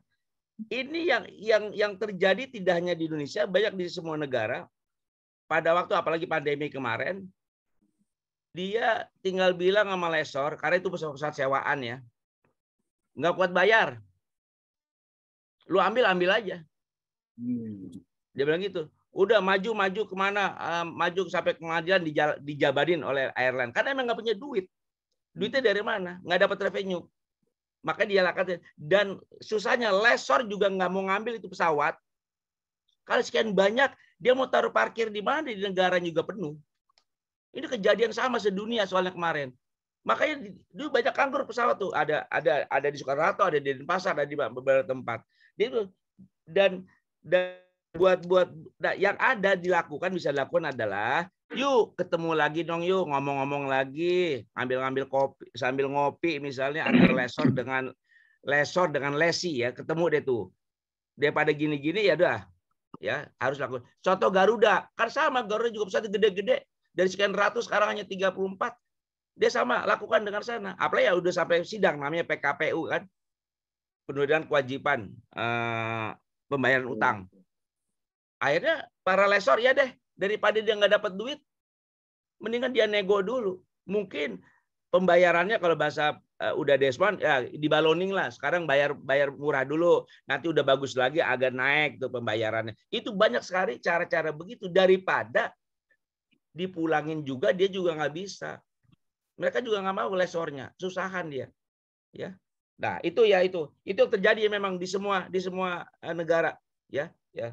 Apalagi kalau dia habis leasing udah itu pesawatnya harus deregister. Nah, itu proses lagi ya semua ya. Jadi airline yang udah ini udah nyerah deh kasarnya, udah nyerah. Ibaratnya ini gua taruh leher gua deh, lu apain deh nih? Udah begitu sampai. Mau diapain lagi? Pesawat nggak bisa dipakai. Karena nggak ada market, udah ditambah dengan market yang waktu itu nggak ada penumpang. Itu ya jadi. Untuk Mbak Fiora, soal apa nih? Lebaran. Ya, harga Lebaran itu pemerintah sudah mengeluarkan, ada aturan-aturannya itu. Ya biasanya kalau di bus suka apa tuslah ya Pak Rudi ya. Kalau di bus ada tuslah kan. Nah, kalau di airline selama ini kita nggak pernah kenal tuslah. Itu aja dilihat kepada daftar harga yang ada. Karena itu ada daftar harga, tarif batas bawah, tarif batas atas. Udah pasti airline Pak mau ngambil ke tarif batas atas, itu rata-rata ke sana kalau buat Lebaran. Tapi yang sering terjadi ada airline yang nakal. Apalagi di satu tempat dia cuma berdua bertiga di airline. Dia main mata dia. Kasihan, masyarakat kasihan dizolimi. Itu yang nggak boleh. Makanya sekali lagi regulator harus benar-benar bagaimana bisa ngawasin. Peraturan dibuat, KM, PM dibuat, tapi masih banyak kejadian. Ini kenyataan kok, memang begitu. Airline juga bisa mengatakan, iya, tapi kan saya kayak jemaah haji, kita perginya penuh, pulangnya kan kosong. Sama lebaran juga begitu. Nah, biasanya itu diperbolehkan, misalnya ada kenaikan harga, diberikan. Pakailah. Makanya sebetulnya gini, di tarif batas atas selama ini belum pernah tercapai. Akhirnya tinggal Peter naikin, tapi jangan melebihi tarif batas atas. Itu harus pemerintah harus benar-benar untuk awasin. Kalau ada kasih sanksi. Itu. Kasihan masyarakat kalau udah begini, ya kan? Kinerja airline juga betul, dia juga sedang masalah, tapi jangan mumpung gitu loh. Itu ya yang harga lebaran tuh, peraturan udah ada itu, udah keluar dari kementerian ya. Dan terutama untuk lebaran ini sangat ketat sekali, pesawat harus betul-betul ya dicek ya kesiapannya, kelaikannya. Itu sudah begitu. Kasus yang Pak Rudi juga sampaikan yang kemarin Super Airjet ya kan, itu langsung dicek semua tuh.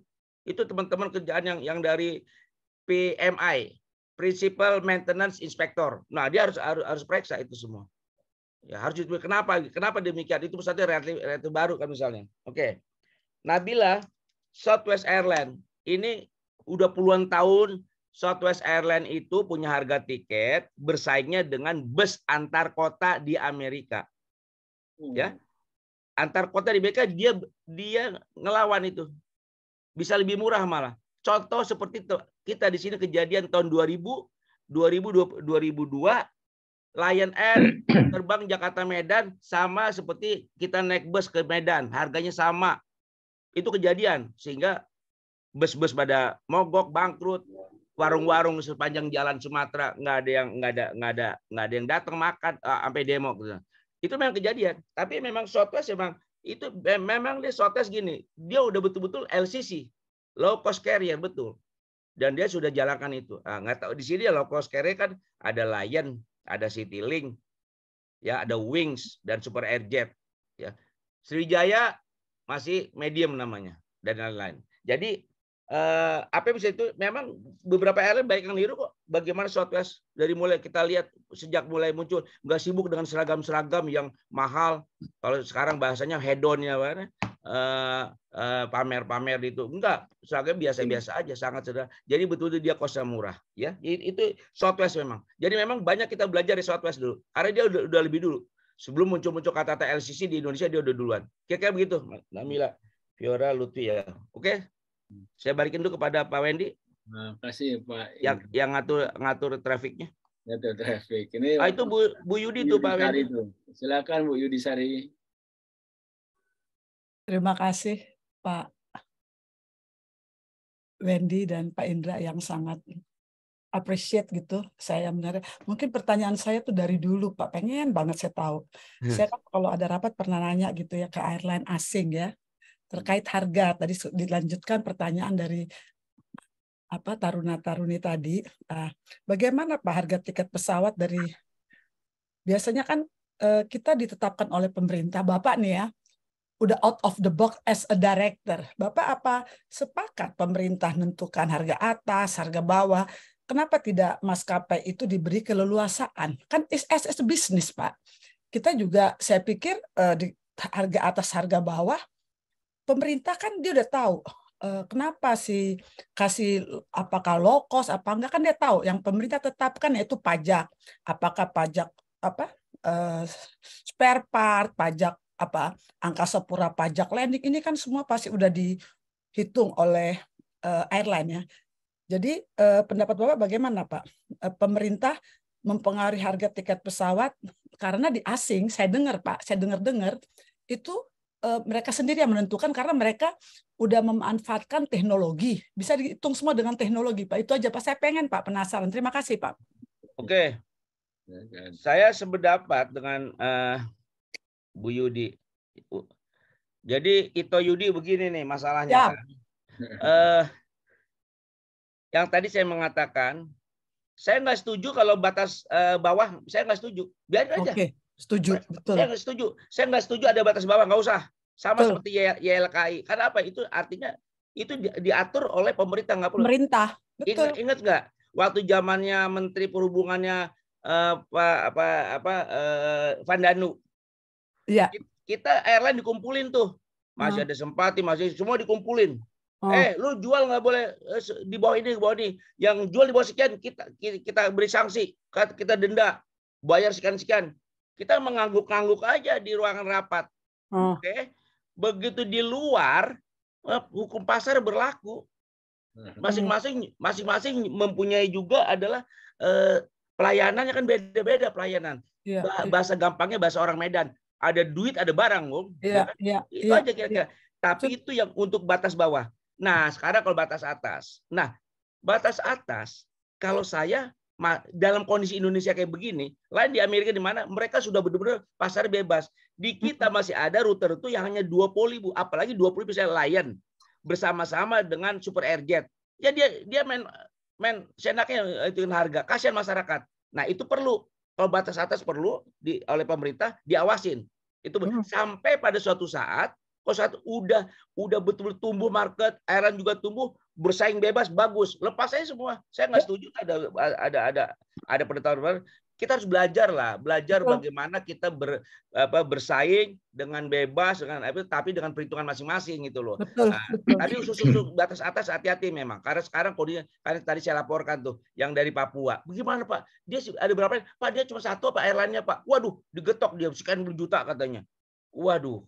Nah ini dan sering saya lihat harganya di atas batas atas itu udah melanggar lagi KM sama PM. Siapa yang ngontrol sekarang? Nah, saya tadinya usul lewatin asosiasi atau kita di sini yang di Halim nih, Pak Ketum, ada Pak Sekjen. Boya dibukalah pos pengaduan oleh masyarakat, apalagi ini Lebaran terhadap harga-harga begitu. Kasih tuh pos berapa atau pakai WA katakan supaya bisa mulai benar-benar itu berjalan gitu loh kira-kira pengawasannya. Kalau nggak gitu jebol lagi Bu kita. Betul. Ya Bu. Ya. Bagus tuh Pak Ketum ada, Pak Dedi juga di sini. Ada Pak Dedi. Kalau bisa kita kasih satu masukan nih bagus banget Pak terkait batas atas batas bawah. Terima kasih Pak Indra yang sangat jelas sekali. Terima kasih. Terima kasih Pak Indra. Pak Dedi, Pak Wendy. Silakan Pak Dedi, terpancing airnya Pak Dedi. Kalau Pak Dedi minta, Pak Wendy mesti mempersilakan. Kalau saya kan kecil kayaknya. Tapi Pak Desmond itu belum bicara, Pak Desmond. Bagaimana? Beliau sih nanti belakangan. Pak Dedi dulu lah, Pak Dedi. Dulu semua dikumpulin. Baik. Saya berterima kasih sekali. Mohon maaf tadi saya terlambat datang karena ada sesuatu yang harus dikerjakan. Tapi walaupun cuma sedikit saya mendengarkan paparannya Pak Indra Setiawan, saya betul-betul kagum. Baru pertama ini sejak puluhan kali saya ikut webinar mendengarkan pemapar yang demikian menguasai, demikian menarik, pokoknya paling hebat yang pernah saya dengar. Aduh, perut gua sakit ya perut. Aduh. Nah ini saya bicara betul ya, tidak asal bicara. Artinya dengan polos gitu tanpa tension yang berbeda menyampaikan teori dan faktual serta saran-saran tuh datar gitu loh. Mencela juga, bukan mencela terasanya walaupun sebetulnya materinya mencela, tapi karena datar jadi seperti masukan yang bagus. Ini cara penyampaian yang luar biasa. Bagus sekali. Sebetulnya saya ikut webinar ini tujuannya hanya itu mendengarkan Pak Indra berbicara dan melihat Bu Yudisari tampil di sini. Karena belum pernah Bu Yudisari itu hadir di sini. Ini kesempatan langka. Luar biasa. Kata kunci yang paling menarik yang harus diambil dari Pak Indra itu dua, yaitu tentang pengawasan dan penindakan. Sanksi. Itu saja. Lakukan itu dan semuanya akan selesai. Pemerintah sudah berbuat benar selama ini pada rute-rute yang hanya bahkan tidak hanya pada rute-rute yang airline-nya terbatas, hampir semua rute penerbangan diterapkan batas atas dan batas bawah. Itu perlu ya, batas atas itu untuk mengamankan masyarakat dan batas bawah itu pemerintah juga harus peduli untuk mengamankan airline-nya supaya jangan bangkrut. Kalau bangkrut itu bukan hanya airline itu yang rugi. negara juga rugi. Ada kemubajiran nasional di sana. Jadi sudah benar pemerintah itu menerapkan batas bawah. Karena untuk mengamankan airline supaya jangan bangkrut. Kemubajiran nasional negara ini bisa terbawa bangkrut kalau perusahaan-perusahaannya, tidak perusahaan penerbangan saja, bangkrut. Maaf. Jadi pemerintah harus mengamankan itu. Jadi batas atas untuk mengamankan masyarakat, batas bawah untuk mengamankan airline. Jadi jangan biarkan untuk membanting-banting harga karena ada batas bawahnya. Begini ya, di satu kampung itu atau di satu komplek perumahan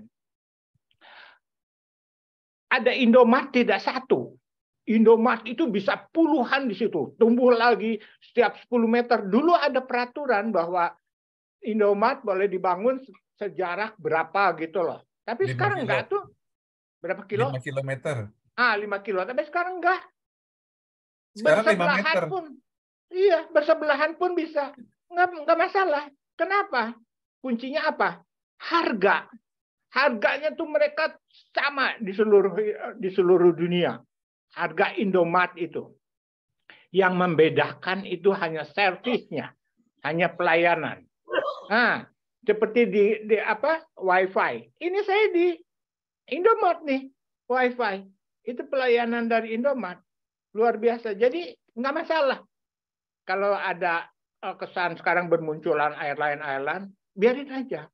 Berbeda dengan tukang cendol. Tukang cendol di perumahan kita, kalau waktu satu, dia merajalela karena nggak ada batas atas harganya, merajalela dinaikin. Coba besok-besok ada tambah 2 tukang cendol. Cendol dorong, turun mereka harganya. Turun, tapi pasti mereka tidak akan turun seturun-turunnya karena kalau sampai turun, besoknya dia nggak jualan lagi. Kalau tukang cendol satu nggak jualan, tinggal satu lagi dong, dinaikin lagi harganya. Kan celaka. Jadi batas bawah tetap harus ada. Tapi kembali lagi, kata kunci terpenting di webinar ini hanya 2 tadi. Pengawasan diperketat dan punishment atau sanksi harus diterapkan. Jangan karena mentang-mentang teman, dia teman gue, awasin, tapi antepin. Kan celaka kalau begitu. Pemerintah itu sangat ditunggu perannya oleh masyarakat. Betul yang Pak Indra katakan tadi. Di ujung sana, itu rakyat sudah susah dapat uangnya. Kecuali bupatinya ya. Rakyatnya sih susah. Itu mereka ingin pergi nengok saudaranya di Jakarta sini. Betul dong. Mahal banget. Saya ngalamin tuh. Walaupun saya tidak pernah bepergian. Maksudnya ngalamin dengar ceritanya. Gitu loh. Dengar ceritanya. Mungkin itu saja dari saya, Pak Wendy. Saya terima kasih sekali dan mohon maaf kepada pendahulu saya yang datang dari pagi, tapi saya bicara duluan. Saya lihat di situ ada Pak Pepen. Pak Pepen itu masukannya tuh sama seperti Pak Indra begitu, sering-sering out of the box.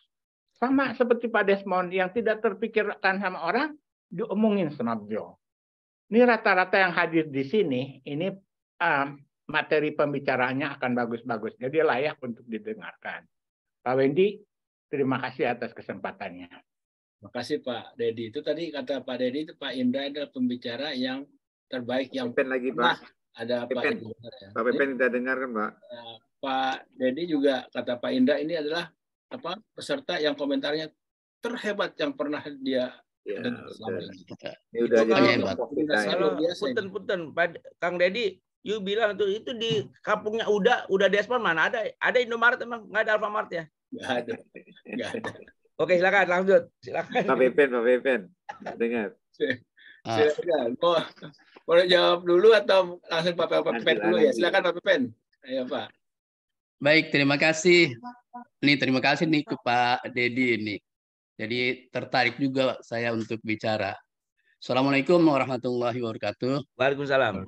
Yang saya hormati Pak Indra selaku narasumber pada kesempatan ini, Pak Wendy, Pak Rudi SLP, dan semua yang hadir pada kesempatan ini.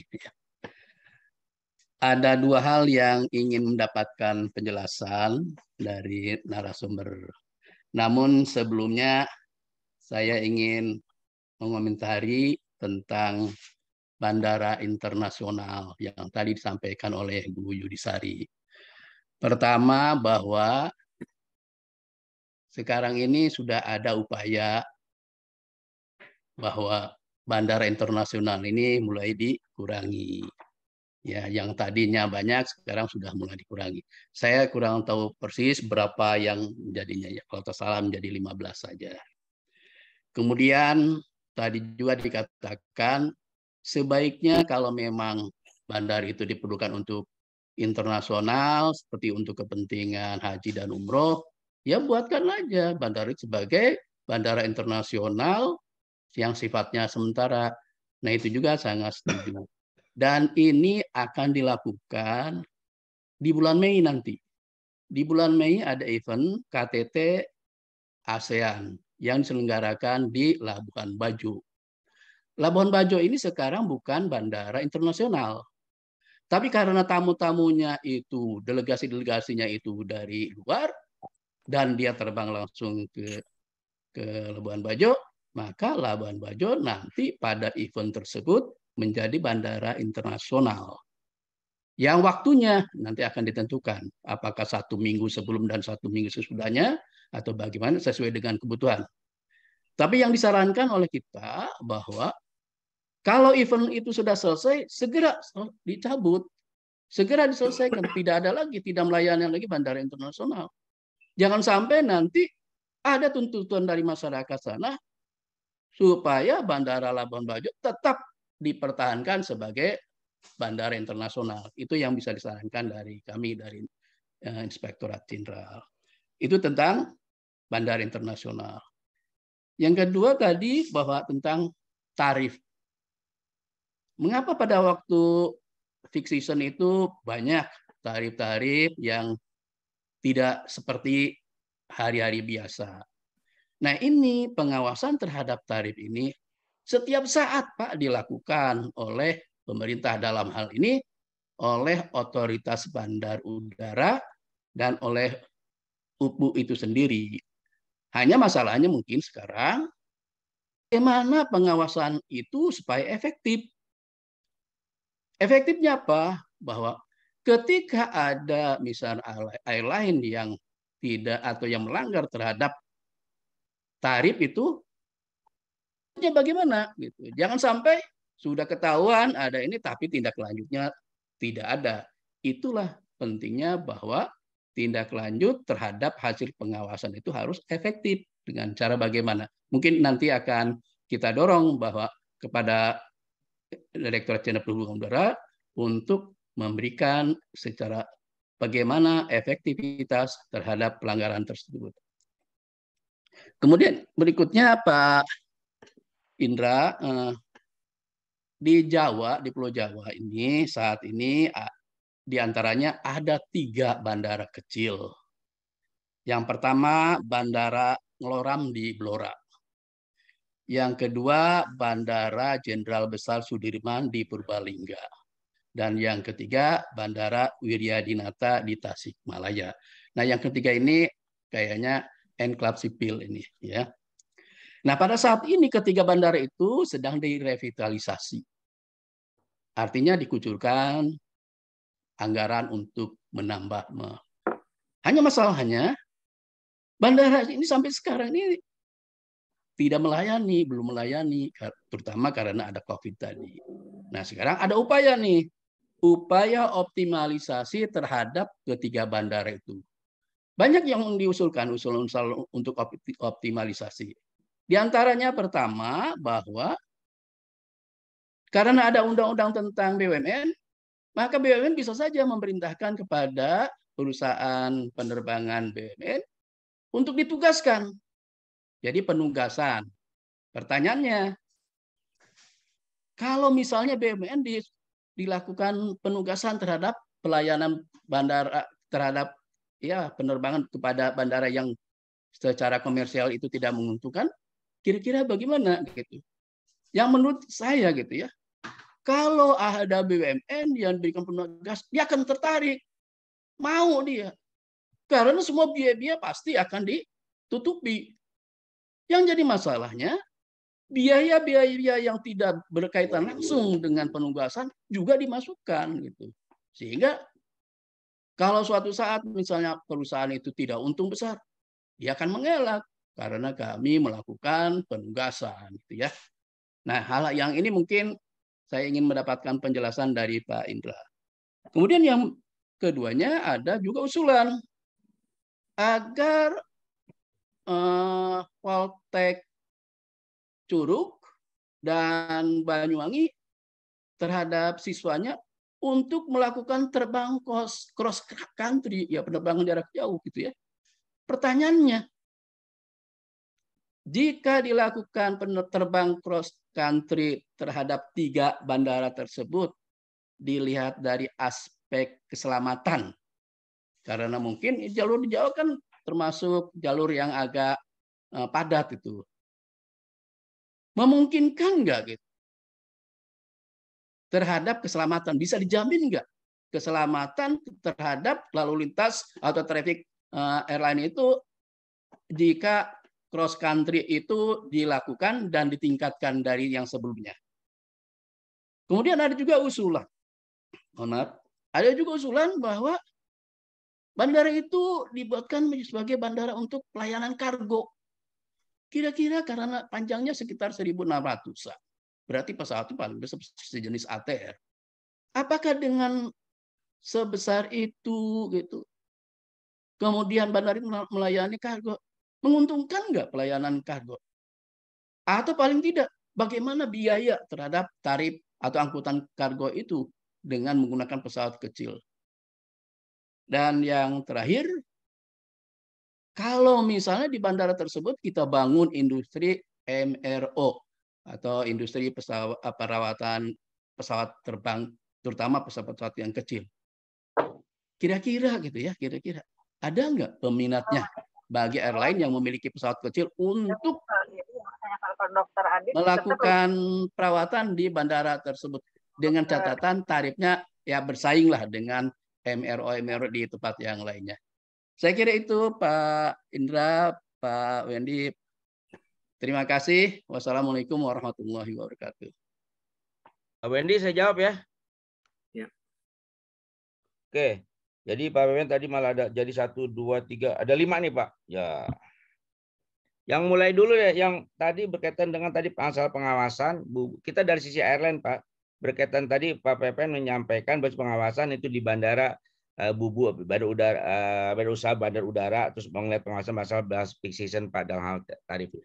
Mohon diketahui bahwasanya kan penumpang mah nggak ada yang beli pesawat, nggak ada yang beli tiket lagi di pesawat. Semua orang sudah pakai, boleh dikatakan udah pakai e-ticketing, semua udah ada Pak. Jadi pada waktu klik di handphone itu udah kelihatan harga yang mahal. Nah, maksud saya itu, jadi itu nanti bisa dilaporkan, yang disampaikan jadi Kementerian yang terkait lah, aparat terkait bagaimana bisa membuka tempat aduan oleh penumpang. Sebab kalau udah datang ke bandara, susah yang mau handle siapa karena sudah dianggap sudah beli gitu loh. Artinya sudah datang ke bandara udah tinggal penumpang akan udah daripada ribet yang komplit di bandara, terus yang bandara panggil lagi nanti airline-nya bagaimana ya. Tapi mungkin bandara bisa nyatet, mungkin bisa aja begitu Pak untuk yang itu.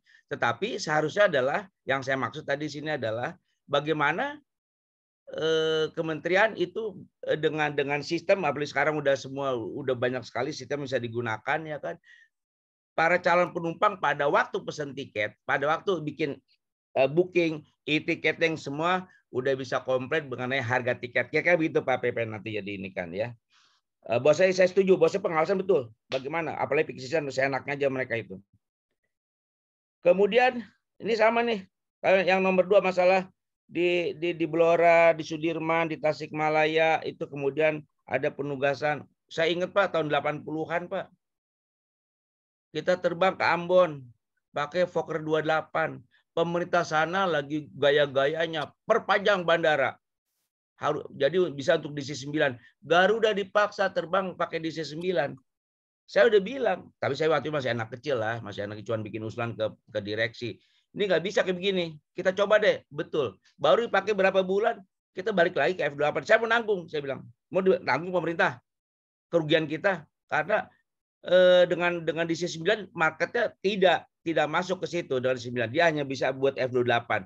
Nah, yang begini juga akan kejadian nih di Blora, di Sudirman, di Tasikmalaya, misalkan akan bisa kejadian tuh. Nah, nyambung dari situ adalah berkaitan dengan itu juga dibuka nanti ada cross country misalnya. Pak, buat kami di airline Pak, masalahnya adalah kurangnya kita mendapat kepastian. Beberapa tiba-tiba ada notam. Oh, ini mau ada cross country. Customer pada ngambek.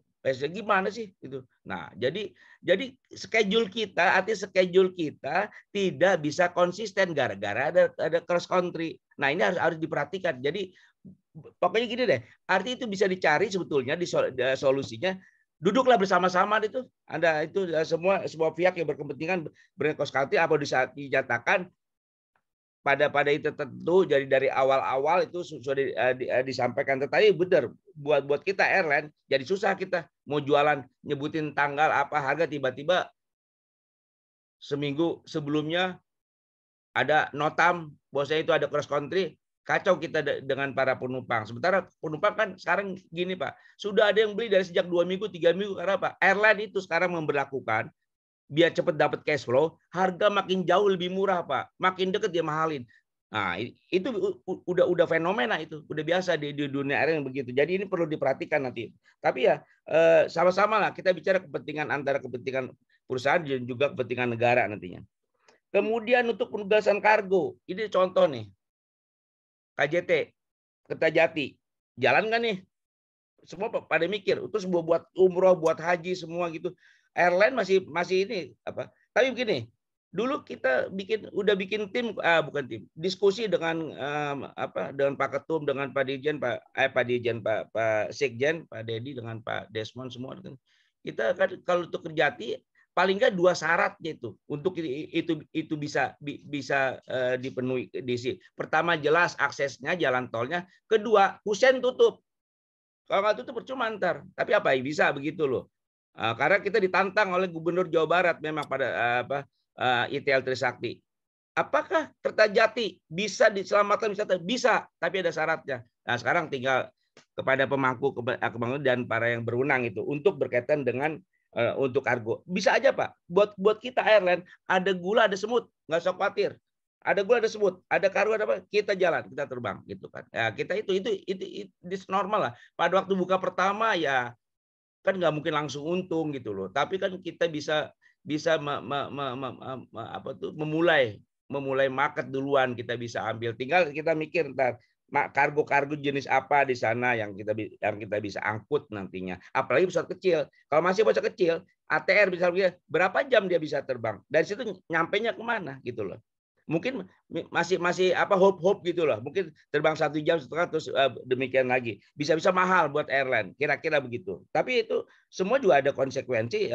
Kita yang Pak Pepen sampaikan betul Pak. Itu semua bisnis ini masih ada kemungkinan Pak. Saya tidak mengatakan tidak ya atau pasti bisa enggak. Itu sama-sama lah. Bisnis harus bisa ngitung lah. Karena nanti udah bisa. Contoh gini deh dulu apa yang terjadi. Contoh Garuda lagi gaya-gaya dulu, kita nggak mau terbang malam-malam, nggak mau terbang gini karena begini. Begitu lain muncul dia terbang jam 1 malam, banting harga laku tuh, ternyata bisa gitu loh. Itu jadi yang gitu-gitu memang harus pintar kita lihat dulu lah gitu ya. Harus ada hitung-hitungan yang nggak langsung jawabnya gini kayak ketakutan terus. Oh ini nggak bisa, nanti dulu. Saya nggak bilang begitu, jadi harusnya ya dihitung aja. Asal sekarang antara itu dari kementerian sini Dirjen Udara. Cobalah kumpul lagi dengan airline, dengan Inaka nantinya coba gimana. Terus yang untuk MRO, betul Pak. Kertajati juga MRO. Sekarang cuma aksesnya. Kalau udah MRO, aksesnya ke sana benar-benar. Saya khawatir MRO perusahaan MRO tersebut untuk apa? Dan kemudian pesawat mana? Hanya pesawat kecil. Kita pernah ngitungnya Pak Desmond apalagi di itu tuh buat yang di mana tuh dekat Sukabumi yang nggak jadi tapinya sama Pak Dedi. Ya kan kayak begitu. Nah, tapi ini sih untuk MRO mungkin ayo Kertajati mau dipakai buat MRO, tapi sekarang mereka berkaitan. Saya dengar nih, kalau ributnya di masalah lahan, masalah tanah. Saya ingat banget tuh, waktu itu dipegang sama grupnya Ilham untuk menyampaikan pengusaha langsung deal dengan masyarakat. Masyarakat tahu sendiri langsung harga dinaikin, pada mundur Pak. Mesti pemerintah ambil alih kalau mau begitu, inilah harga tanah sekian sekian. Ini enggak Pak, itu saya temuin Pak pada sehingga pada mundur lagi orang-orang yang mau bikin bagaimana menjadikan di bandara Kertajati itu jadi yang kayak apa tuh, yang Aerocity yang begitulah kira-kira komplit. Jadi itu yang saya bisa sampaikan kepada Pak Pepen. Mungkin kalau ada hal-hal lain lagi, monggo Pak Pepen, mangga. Baik Pak, terima kasih. Boleh izin nambah nggak ya Pak Wendy? Nah, boleh silakan. Kebangetan kalau nggak dikasih sih Pak Wendy. Boleh ya? Iya Pak. Boleh kan Pak Wendy udah bilangnya, cuman Pak Wendy mic-nya masih ditutup. Oh baik, ya, masih. Saya mau bilang moderatornya ganti sekarang Pak Desmond. Oh gitu.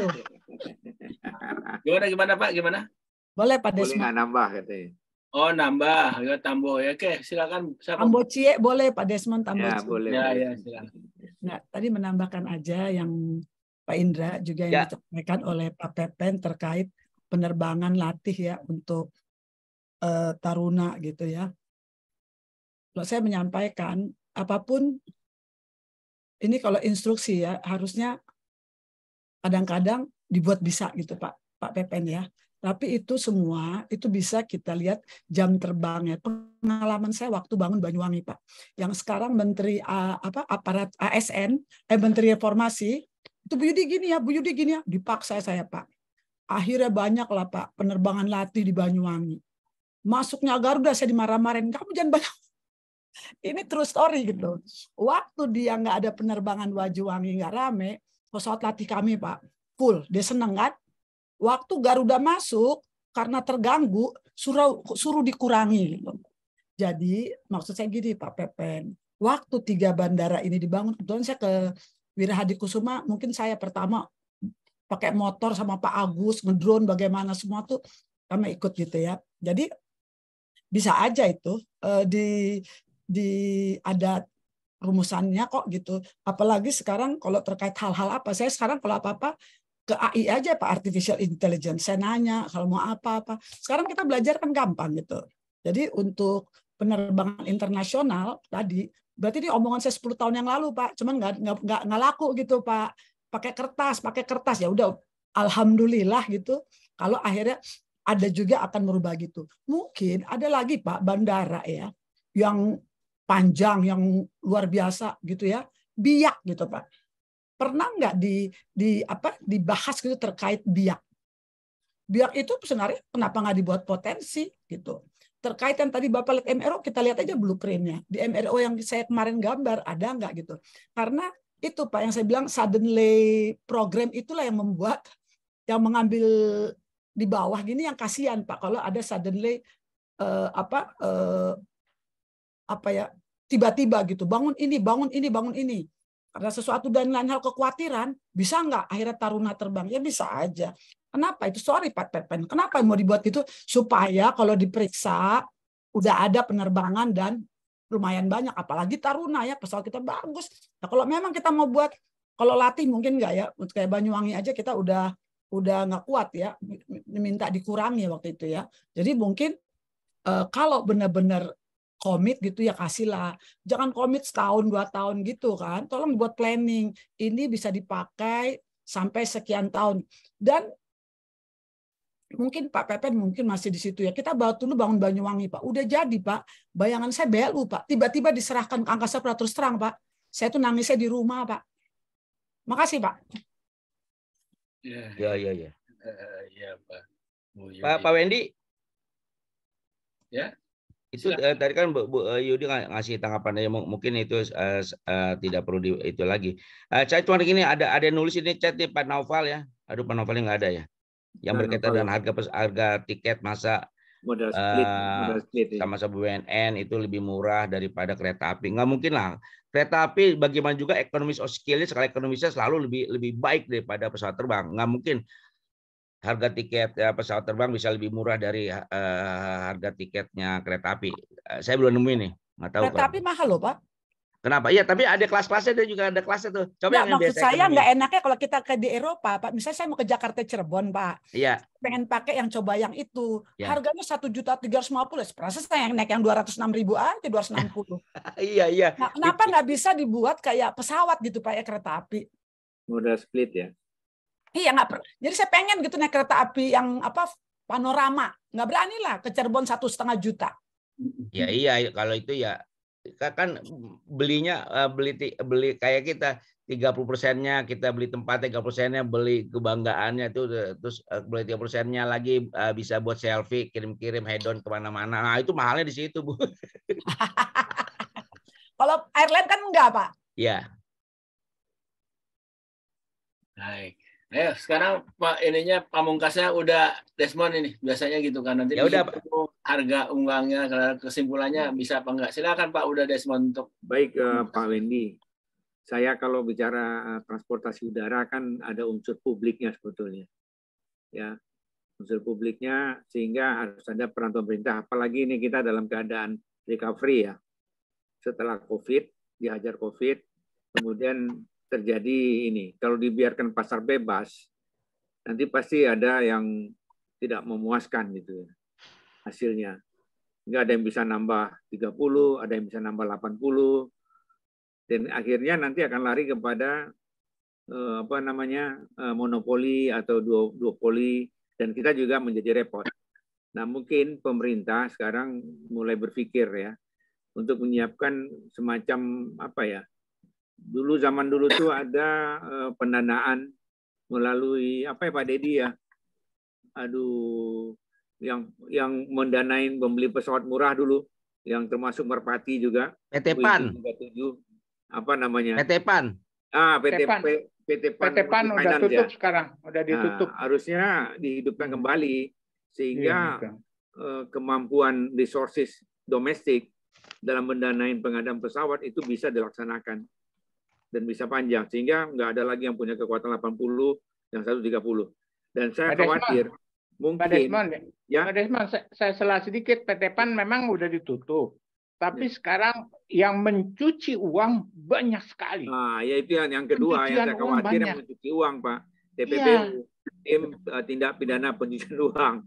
Nah, ini memang merepotkan, tapi kan kita sulit, Pak.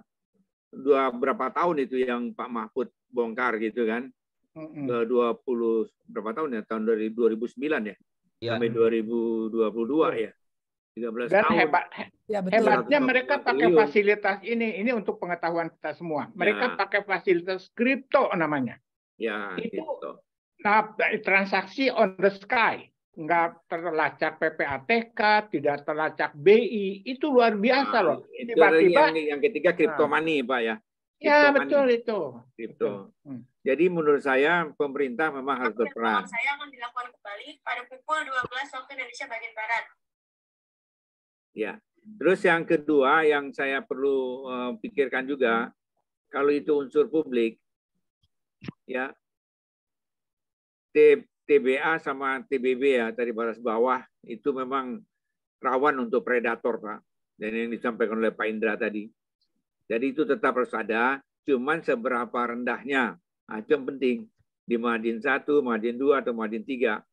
Ya, apa cuman mengcover sebagian daripada variable cost plus sebagian daripada fixed cost.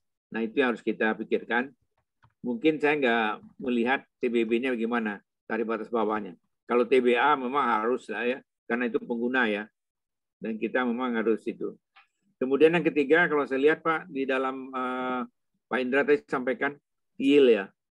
Yield, kemudian di apa namanya sumbu horizontalnya tuh seat load factor. Ya. Jadi absis adalah yield, kemudian seat load factor. Nah, kombinasi keduanya itu, perkaliannya itu menghasilkan revenue. Nah, bagaimana kita mau mendorong dari killing field menjadi apa namanya area berkembang gitu ya. Dulu waktu kita petakan Garuda untuk penerbang Eropa untuk killing field, untuk Australia killing field. Jadi memang kita harus bergeser ke Jepang waktu itu. Jepang high yield sama high load factor. Tapi teman-teman Garuda kan tidak mau waktu itu, sehingga tetap bertahan untuk Eropa dan Australia. Nah, kalau itu memang ingin mempertahankan, itu harus dibuatkan penugasan ya. Ya, seperti kita terbang ke ke Biak ya, udah nggak ada lagi itu. Jakarta, Biak, Honolulu, Los Angeles, ya kan?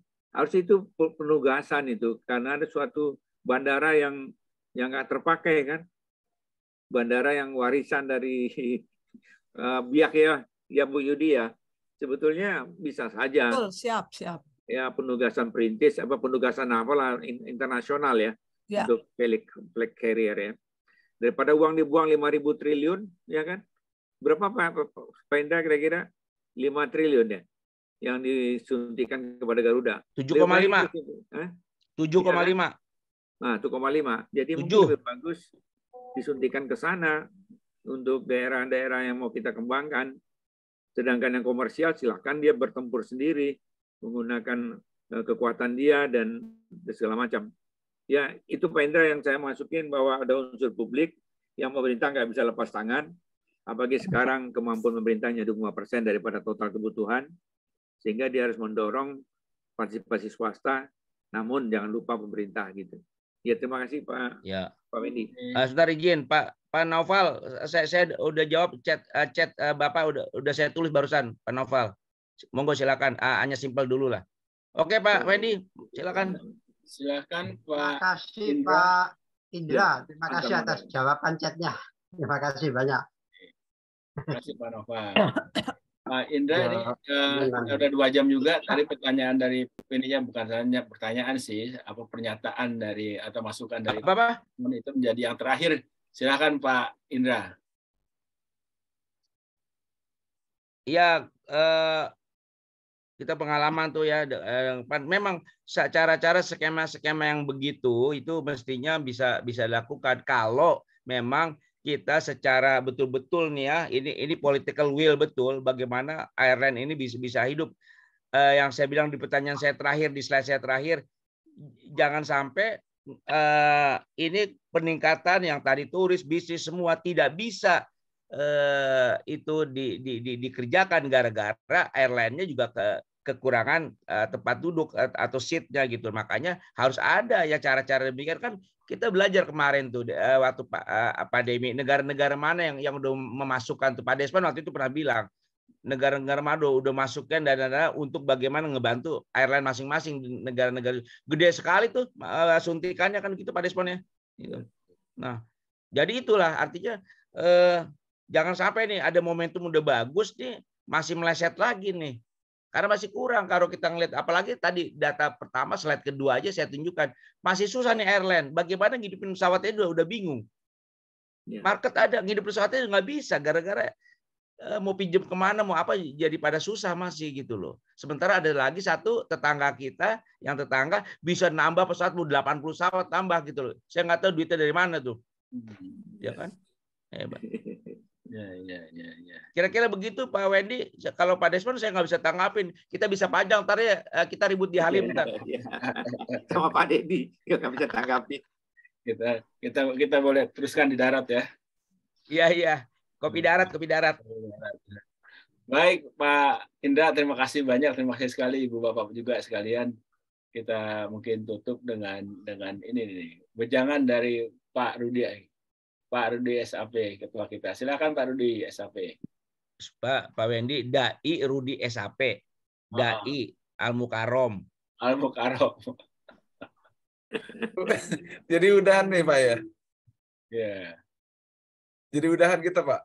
Ya kita mulai lagi nanti di darat, kita teruskan di darat. Iya. Oke Pak. Kita diskusinya lancar gitu ya, jadi tambah juga tadi dari Pak Pepen, dari Bu Yudi mengenai bandar udara kita itu yang terutama internasional. Ini menarik tadi Pak Wendy sudah menawarkan next kita bicara mengenai bandar udara. Tapi tadi sudah saya selingin sedikit untuk mencari narasumber yang mau bicara itu susah gitu ya. Makanya kita, Pak Indra, kenapa saya lagi? Nah, mungkin tadi ada dari Pak Wendy bilang bagaimana kalau Bu Yudi gitu. Ya sudah, nanti dibuka aja, nanti kita diskusi next ya. Nanti kita diskusikan, bicarakan lebih lanjut, apa bisa sebelum Lebaran atau setelah Lebaran, karena Lebaran ini biasanya sibuk. Tapi ini diskusinya luar biasa, kata Pak Dedi. Alhamdulillah, jadi masukan yang bagus, ada juga dari Taruna. Jadi luar biasa. Ya, terima kasih ke Pak Indra, terima kasih ke Pak Wendy, Pak Cucu Suryo, Pak Desmond, Pak Dedi Darmawan, Pak Pepen, semua. Saya lihat ada Pak Edi Nursalam dan lain-lain. Luar biasa. Mungkin nanti lebih akan bagus lagi untuk diskusi yang akan datang. Demikian. Wassalamualaikum warahmatullahi wabarakatuh. Salam. Terima kasih. Ya, Pak Edi Nursalam. Pak Edi, salam sehat Pak Edi. Terima kasih Bapak. Dulu Pak. Foto dulu biasanya Pak. Ya, foto. Jadi ya kalau boleh Ya, bicara foto tuh. ini soal yang tadi yang lanjutannya soal bandara. Jadi setiap kali kita bicara begini, kan sebetulnya nggak bisa dipisahkan ya Pak Indra ya antara airline dengan Ya. Nah, tetapi masalahnya sisi pada saat bandara ini banyak yang agak apa ya namanya bicara nih soal bandara nih. Ya, tadi padahal Pak Pepen tadi ada sempat juga bicara, tapi bukan bicara dalam arti kata menyampaikan permasalahan lah. Semuanya banyak di bandara sekarang. Kita karena ada kesan nih sebahagian lebih concern dengan daripada ngurusin airline yang susah, dia bikin bandara terus nih, bandara terus itu. Misinya bagaimana? Nah, itu lain soal berikutnya terus di belakang pusing tuh Pak semua. Adik-adik kita pusing lah semua gitu-gitu. Nah, yang kita coba mau ngebahas pertanyaan orang itu ada yang senang kan, tentu banyak yang senang. Kawan-kawan saya juga senang gitu. Wen lihat nih, gua di daerah kampung gua sekarang udah punya bandara baru gitu. Nah, tapi senangnya cuma setahun 2 tahun aja, setelah itu nggak ada airline yang berangkat Pak, yang datang gitu. Nah, ini kan berulang lagi nih di mana-mana nih. Ini itulah tadi kita kangen nih untuk bicara soal bandara ini, soal bandara. Nanti kita nyari ya Pak Rudi ya, siapa yang bicara soal bandara. Barangkali juga kalau misalnya agak nggak menguasai penuh, barangkali bukan untuk membicarakan, barangkali ya menyampaikan masalah aja lah, lumayan. Setelah itu nanti kita diskusi lah rame-rame. Iya, benar. loh. Cukup Bu Yudi aja Pak. Mungkin sensitif kalau Pak. dibujuk lah itu Pak. Saya Bambang Cahyono oke loh Pak, dia mau Pak pasti. Siapa tuh? Pak Bambang Cahyono Pak. Ntar saya akan hubungi. Mungkin agak sensitif ya Bu Yudi ya mengenai bandara itu. Mungkin terbatas dulu. Taruna nggak masuk. Ini mohon maaf ini. Betul. Mungkin ya seperti Pak Naryo, dia akan bicara apa namanya terbuka itu. Ya Pak Indra ya. Ayo kita foto sama-sama dulu kalau gitu. Foto-foto, ayo muncul. Foto dulu lah. Muncul semua. Semua muncul. Ayo semua muncul. Muncul. Jangan lupa ada Pak Edi Nursalam. Pakai parfum dulu ya, parfum. Betul Pak Biar wangi. Pak Poco, Pak Tevi, cuma gambarnya itu loh, apa tuh namanya? Itu videonya. Ripno ada Pak ini. Mbak Ripno ada. Oke. Mbak Ripno ada tuh. Nah, udah nyisir tuh tadi saya lihat. Kita akhiri ya. Terima kasih. Mohon maaf kalau ada kesalahan. Yang siapa? Assalamualaikum warahmatullahi wabarakatuh. Yang motor siapa, Sekjen? Udah foto. Oke, Pak Indra ya, makasih ya. Ada dua layar kan tuh? Udah dua-duanya. 2 layar. Izin Pak, saya udah. Udah mau foto lagi, boleh kita foto. Mbak yang foto. Iya, belum. Ya. Ayo dari ITL. Boleh, Pak. Anak muda lebih pintar emang kalau foto. 2, 3. Slide pertama ya Pak. Ya. Udah, satu lagi. Ya, satu lagi slide kedua. 1, 2, 3. Ya. Udah. Terima kasih Bapak Ibu. Yang motret orang Balaraja nih, hati-hati. Balaraja. Ya. Terima kasih semua. Makasih semua. Makasih ya. Pak Pepen, terima kasih Pak Pepen. Terima kasih Bapak Pepen, Ibu. salam Pak Pepen. Baik, terima Terima kasih kasih, semuanya. Pak Indra. Makin muda aja Pak Yudi, Pepen. Pak Indra. Terima kasih. Makin muda Pak Pepen. Terima kasih Pak Pepen. Pak Pepen makin Pak muda Rudi. betul. Pak Pepi. Amin. Terima kasih.